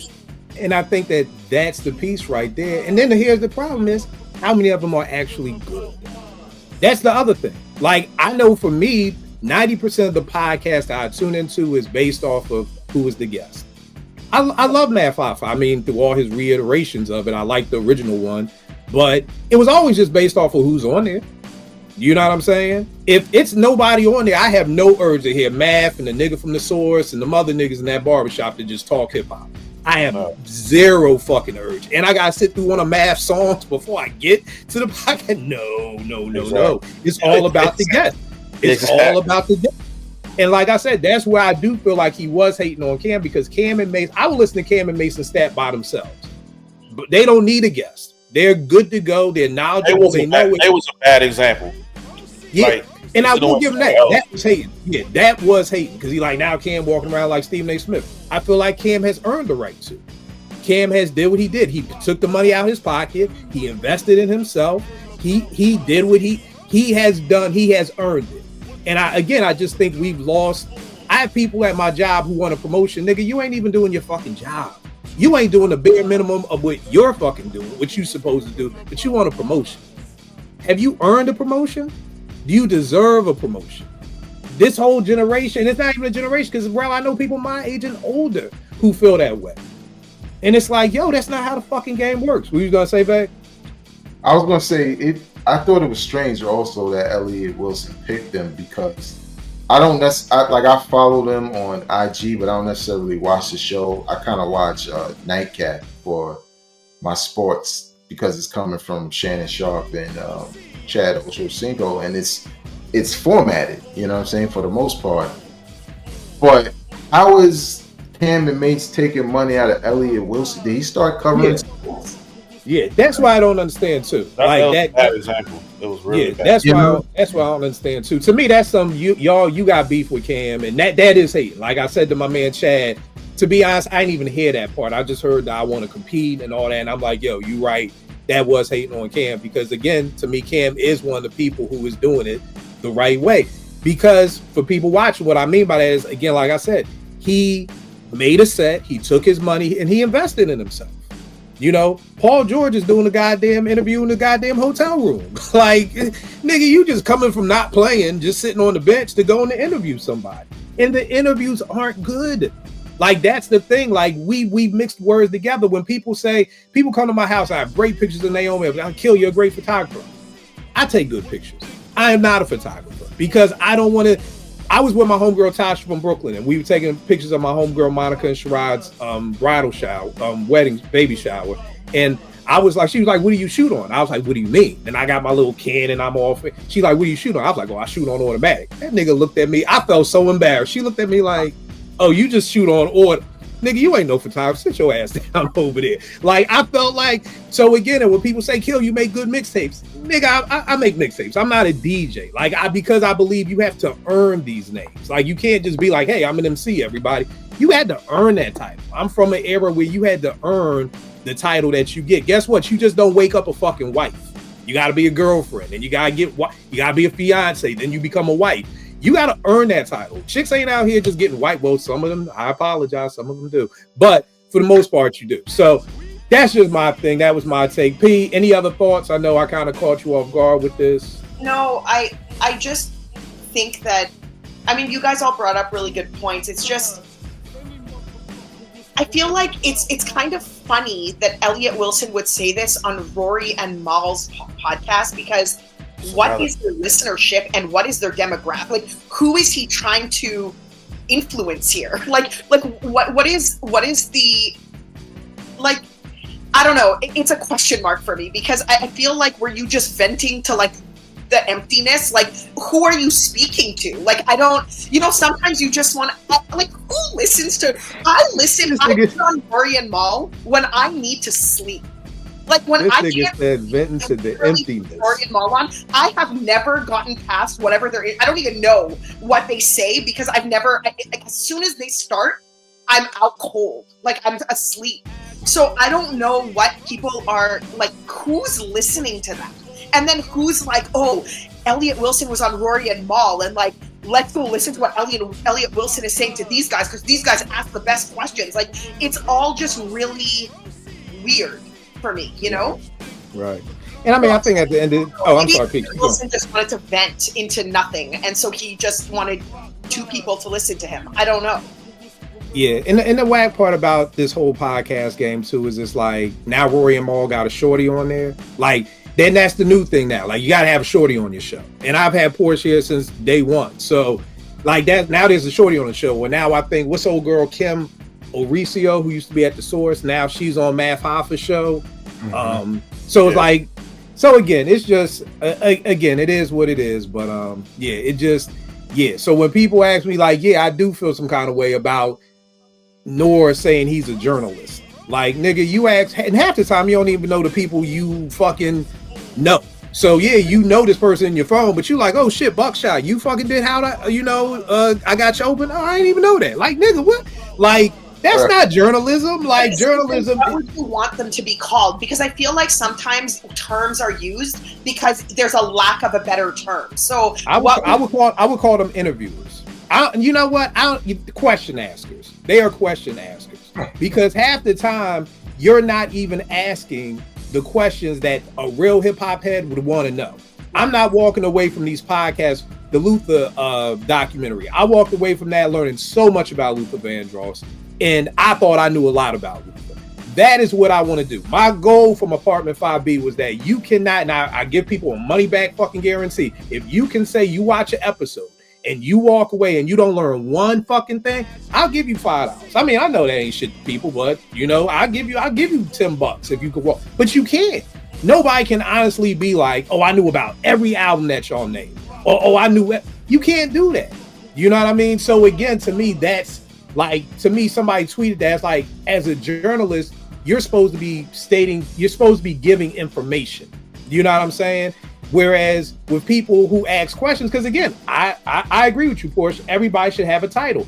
Those people who I call them playlisters. They playlist at the bar or at the karaoke spot. You're not DJing. Ain't no scratches. Ain't no backspinning. Ain't no blending. You're playlisting.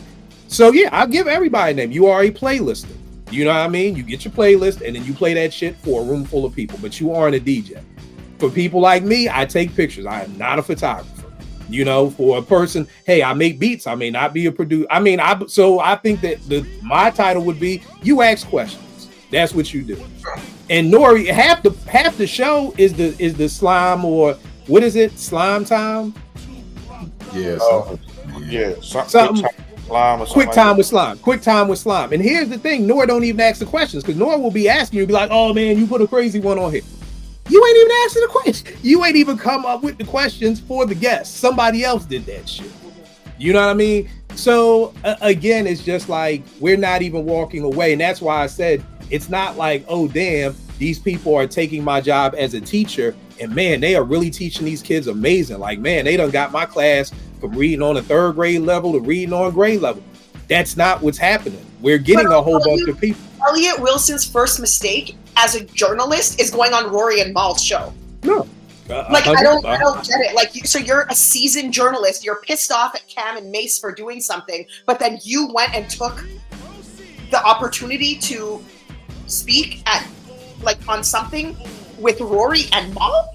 Like, I get it. Industry ties and the network probably. I can see where Elliot Wilson would have kind of given them sort of attention and whatever, but I just think that it's poor judgment on Elliot's part, being such a journalist that he is. Like, it's almost laughable. I don't know.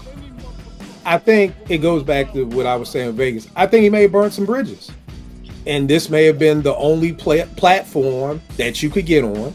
And again, at the end of the day, like Eazy-E said, and I was 15 and 89. It's like, hey, no bad promotion is bad promotion. So good. Everybody's boycotting our album. We love it. We're selling records. So you know what? Especially in today's society, I see people on Twitter who they have no interaction, and they don't mind being called a dumbass and everybody dissing them just because of the interaction. So maybe this is what. Here's the thing: we've been doing a show for 10 years. I have never brought up Elliot Wilson's name one fucking time. Okay, the last 15 minutes of this show, we've been talking about Elliot Wilson off of Rory and Mal. So I think it's kind of just like, so maybe, but I'm with you. But all these things, like you said, Vega, if he can't get these interviews, something happened. If you're on Rory and Mal, something happened. Like, that's just that. Like I always tell niggas, if you see me in some fake polo, cash at me something. Something's going on in my life. Okay, that's a hit in the motherfucking half. If you see me in some Polo Association shit or some fake Jordans, Kill, you good? You and Tanya, all right? Like, what's going on? Like, I'm calling you immediately if I see right? that. Like, something's wrong. So if this nigga's on Rory and Maul and you beefing with Cam and Mace ain't even said your name, obviously something's going on. But just something I wanted to talk about, because again, a lot of art names and entertainment are the names that's being taken, and then it's just hate. You know, Vague, you know how many people I know who shoot videos on their iPhone and now they a director? Nigga, you are not a director. You are shooting videos on your fucking iPhone. And again, here's the thing, Porsche, and I want to make this known for people. There are people who could shoot some dope ass videos on their iPhone. I'm not even saying that what you're shooting ends up being whack, but you're not a director.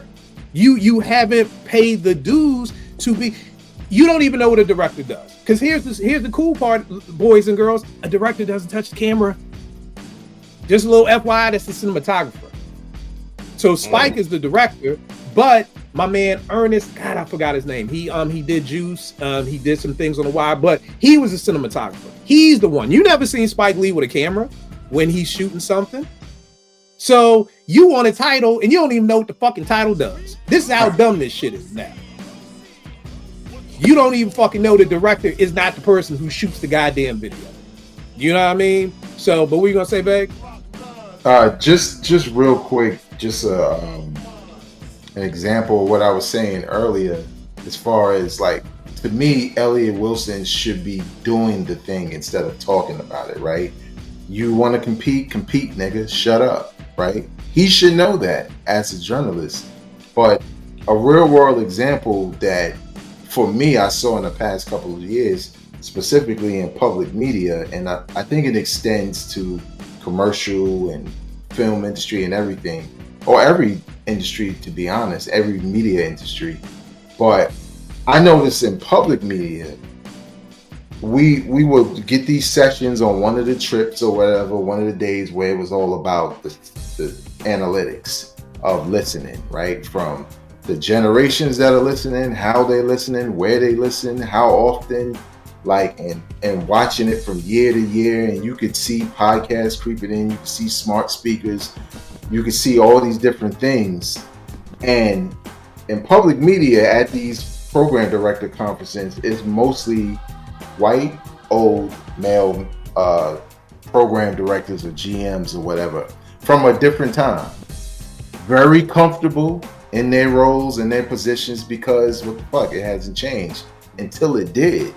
And I remember I moderated a panel on jazz in the digital age, and I'm thinking, it's going to be a couple people in there, a couple jazz stations might come through. That shit was packed. And you know why? Because they don't know what the fuck they doing, because they haven't been paying attention. They've been like, public radio should be this, should be that. And now it's changing. And they don't know why, and they don't know how, because they've shunned it for so long. So to me, Elliott Wilson was exposing himself in that moment when he's talking to two niggas who he's really talking about. You know what I'm saying? Like, why are you guys here? Why do I have to come on your, like to Portia's point, why do I have to come on your show to voice my opinion? I don't have my own audience like he does, but he knows it's just not as great and as impactful as what he's seeing. And instead of trying to partner with these guys who also have producers who are actual journalists in the background, he's deciding, I'm gonna crash out. What the kids say, I'm gonna crash out like the kids. And then he looked stupid because his comments are you old and all this other shit. And I can't be mad at them, because to your point, sure, there's a new media, and Kill, like you said, not all of it's great, because I swear I cannot stand Draymond. I don't even like to see his podcast. The nigga hold the mic like this, and he like, man, shut up. You know what I'm saying? Why you pushing niggas? But I kind of feel like I don't think it's going away. I just think the best of the best will rise to the top based off of what they do. So Cam and Mace got it on lock, because who else is doing what they're doing? Like, right. Nobody. I think Stephen Jackson and Matt Barnes, the Up and Smoke joint. I think that joint is good. You know what I mean? Right. So again, for people watching, this isn't the shit on everybody. There are some people not everybody has to go to school for 4 years to learn how to become a good interviewer. You know, you can do the research on your own. You know what I mean? To become good. But I'm just saying, take the time to do that. You know, take the time to get better. Like I look at Drink Champs when it started to now, and Nora is the same, except with here now. Like he hasn't gotten better. You know what I mean? So that's the thing. But and again, it's just about who's the guest. And like you said, Vague, for some of these people, it's so big. Dre and Snoop probably needed to get on Drink Champs more than Drink Champs needed Dre and Snoop on there. You know what I mean? So like that's where the tides have changed. You know, so again, it's no hating, nothing like that. And I agree with you. I think just off the top of my head, Elliott Wilson should go in the bag, go in the indie bag. If you fucked up your industry ties so much that nobody fuck with you, get out here and fuck with these indie artists. Yeah. You think URL wouldn't want to jump on an Elliott Wilson podcast with his following to talk about the albums? I Am God, Trey. Like you could scoop up that whole market yourself. I need to stop. I need to fucking be somebody's life coach because god damn it, that shit is so easy to me. Like, don't go on Rory Amal, nigga. Just interview my nigga Vegas, Rel, fucking I Am God, and Vic Spencer, and then we'll take it from there. Like, there's your answer to your shit. Don't go up there, nigga. It ain't even worth it, you know. But real quick, what do people think about the Redman album? I know it's only been out a week. Just no mic ratings. Just y'all feeling it? Thumbs up, thumbs down. Porsche, what you think of the Red album? Have you heard it? Haven't heard it. Won't listen to it. Yeah. You don't like Red? I love Redman. I just I needed this album like 15 years ago when he first started talking about it, not in 2024. I just can't with his timing, and I just feel like now I don't even know. I'm not excited for it, and nothing that I've heard makes me excited for it. So, nope. Totally understand. What about you, Rob? I've heard a little bit. Pretty good because I didn't like the singles at all. But I have a better answer maybe another week or so, and I don't need to listen to it a couple of times. So, all right, no doubt. And Vay, what about you? I like it. I wasn't a fan of the singles. I'm still really not a fan of the singles, but I think it was something that was in the making for so many years. I was afraid. I don't really like Doc's the name Redman. You know what I'm saying? Like Funny Lovin'.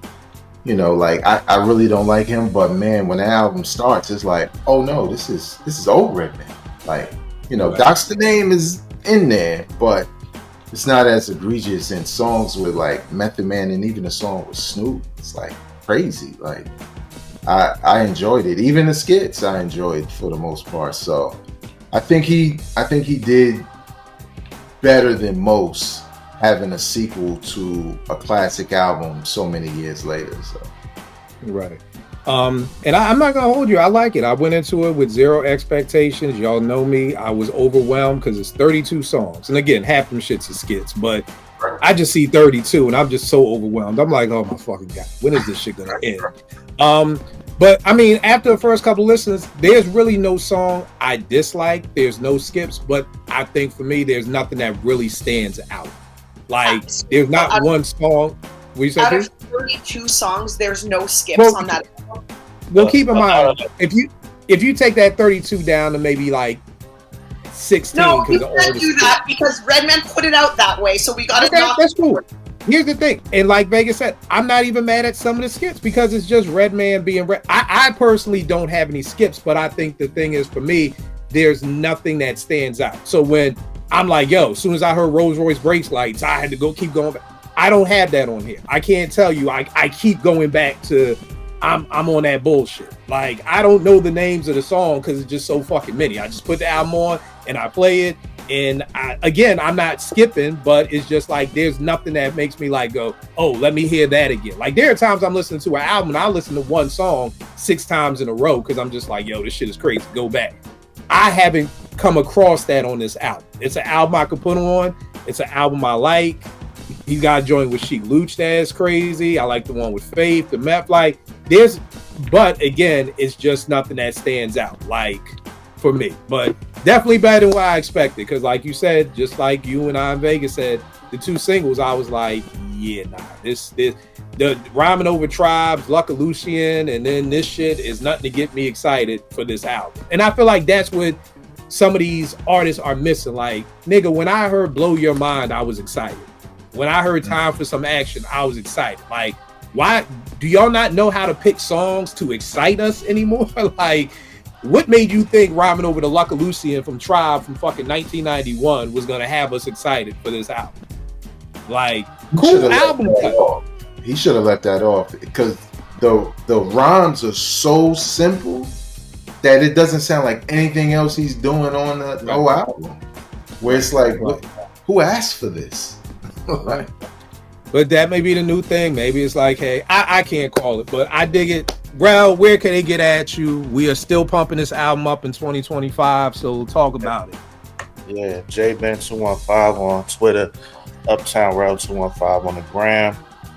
Bandcamp is bandcamp.jarrell215 at bandcamp.com.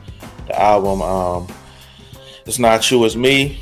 You know, we still pumping it. You know, to me, you know, one of the more slept on albums of the year. Produced by my man Kill. Got Vegas featured on there, and I feel like the direction I wanted to go with it came out perfect. You know what I'm saying? So when you got time, give it a listen, man. It's totally different from my first album that I put out a year or two ago, and it's different from what I'm working on now. But yeah, so It's Not You, It's Me. Check it out. You won't be disappointed. All right, Veg, where can they get at you, bro? All right, you can follow me on all social media platforms at Vegas World INC. You can check out my podcast on YouTube, Hip Hop Now Podcast, which is now past 1,000 subscribers. You know, the goal is to get to 5,000 now, so I'm back down on the campaign and just kind of let it flow a little bit. But appreciate everybody who subscribed. Keep subscribing. On the hip hop side, check out Bed-Stuy Vintage, available everywhere, including VegasWorldINC.bandcamp.com. And be on the lookout for kind of a BTS EP of songs that didn't make the album that I'm dropping early this year, so it'll be very soon. And as a teaser, if you go to any of my pages on social media, whether it's IG, Twitter, Blue Sky, whatever, a teaser for a song called Song For You Too, just so people to check out and hear some of the vibe. But yeah, man, all produced by Kim, so we got some joints. All right, P, what's up with you? Where can they get at you? On Blue Sky at Shayla Porsche. Nigga, get that Twitter shit too, man. Come on. I rarely go on Twitter anymore, Kill. I only drop in to see what's going on and what kind of shit you're stirring up, and then I'm out. So listen. Somebody is Craig David followed me on Blue Sky, and I'm not with this. Like, whoever's impersonating Craig David, stop it, because I got really excited and then I think it's a fake, but I'm still investigating it. So if Craig David's following me, I love that for myself, but I don't think it is, and I don't think it's fair that people are taking celebrity names on Blue Sky right now. Let them have it. This is why I got on Blue Sky, just to get my name. Just because I know somebody else was going to take it, and I'm like, as much. But then we ended up having a very dope conversation about the 7 Days remix by DJ Premier, which I absolutely love, and that was a dope combo. So, maybe he's not Craig David, but maybe he's a Craig David fan. So there you never go. know. There you go. Total stranger. Right, and y'all already know this with me, Kill 889, Twitter, IG, Blue Sky, anywhere you can be at. I will check y'all next week, good peoples.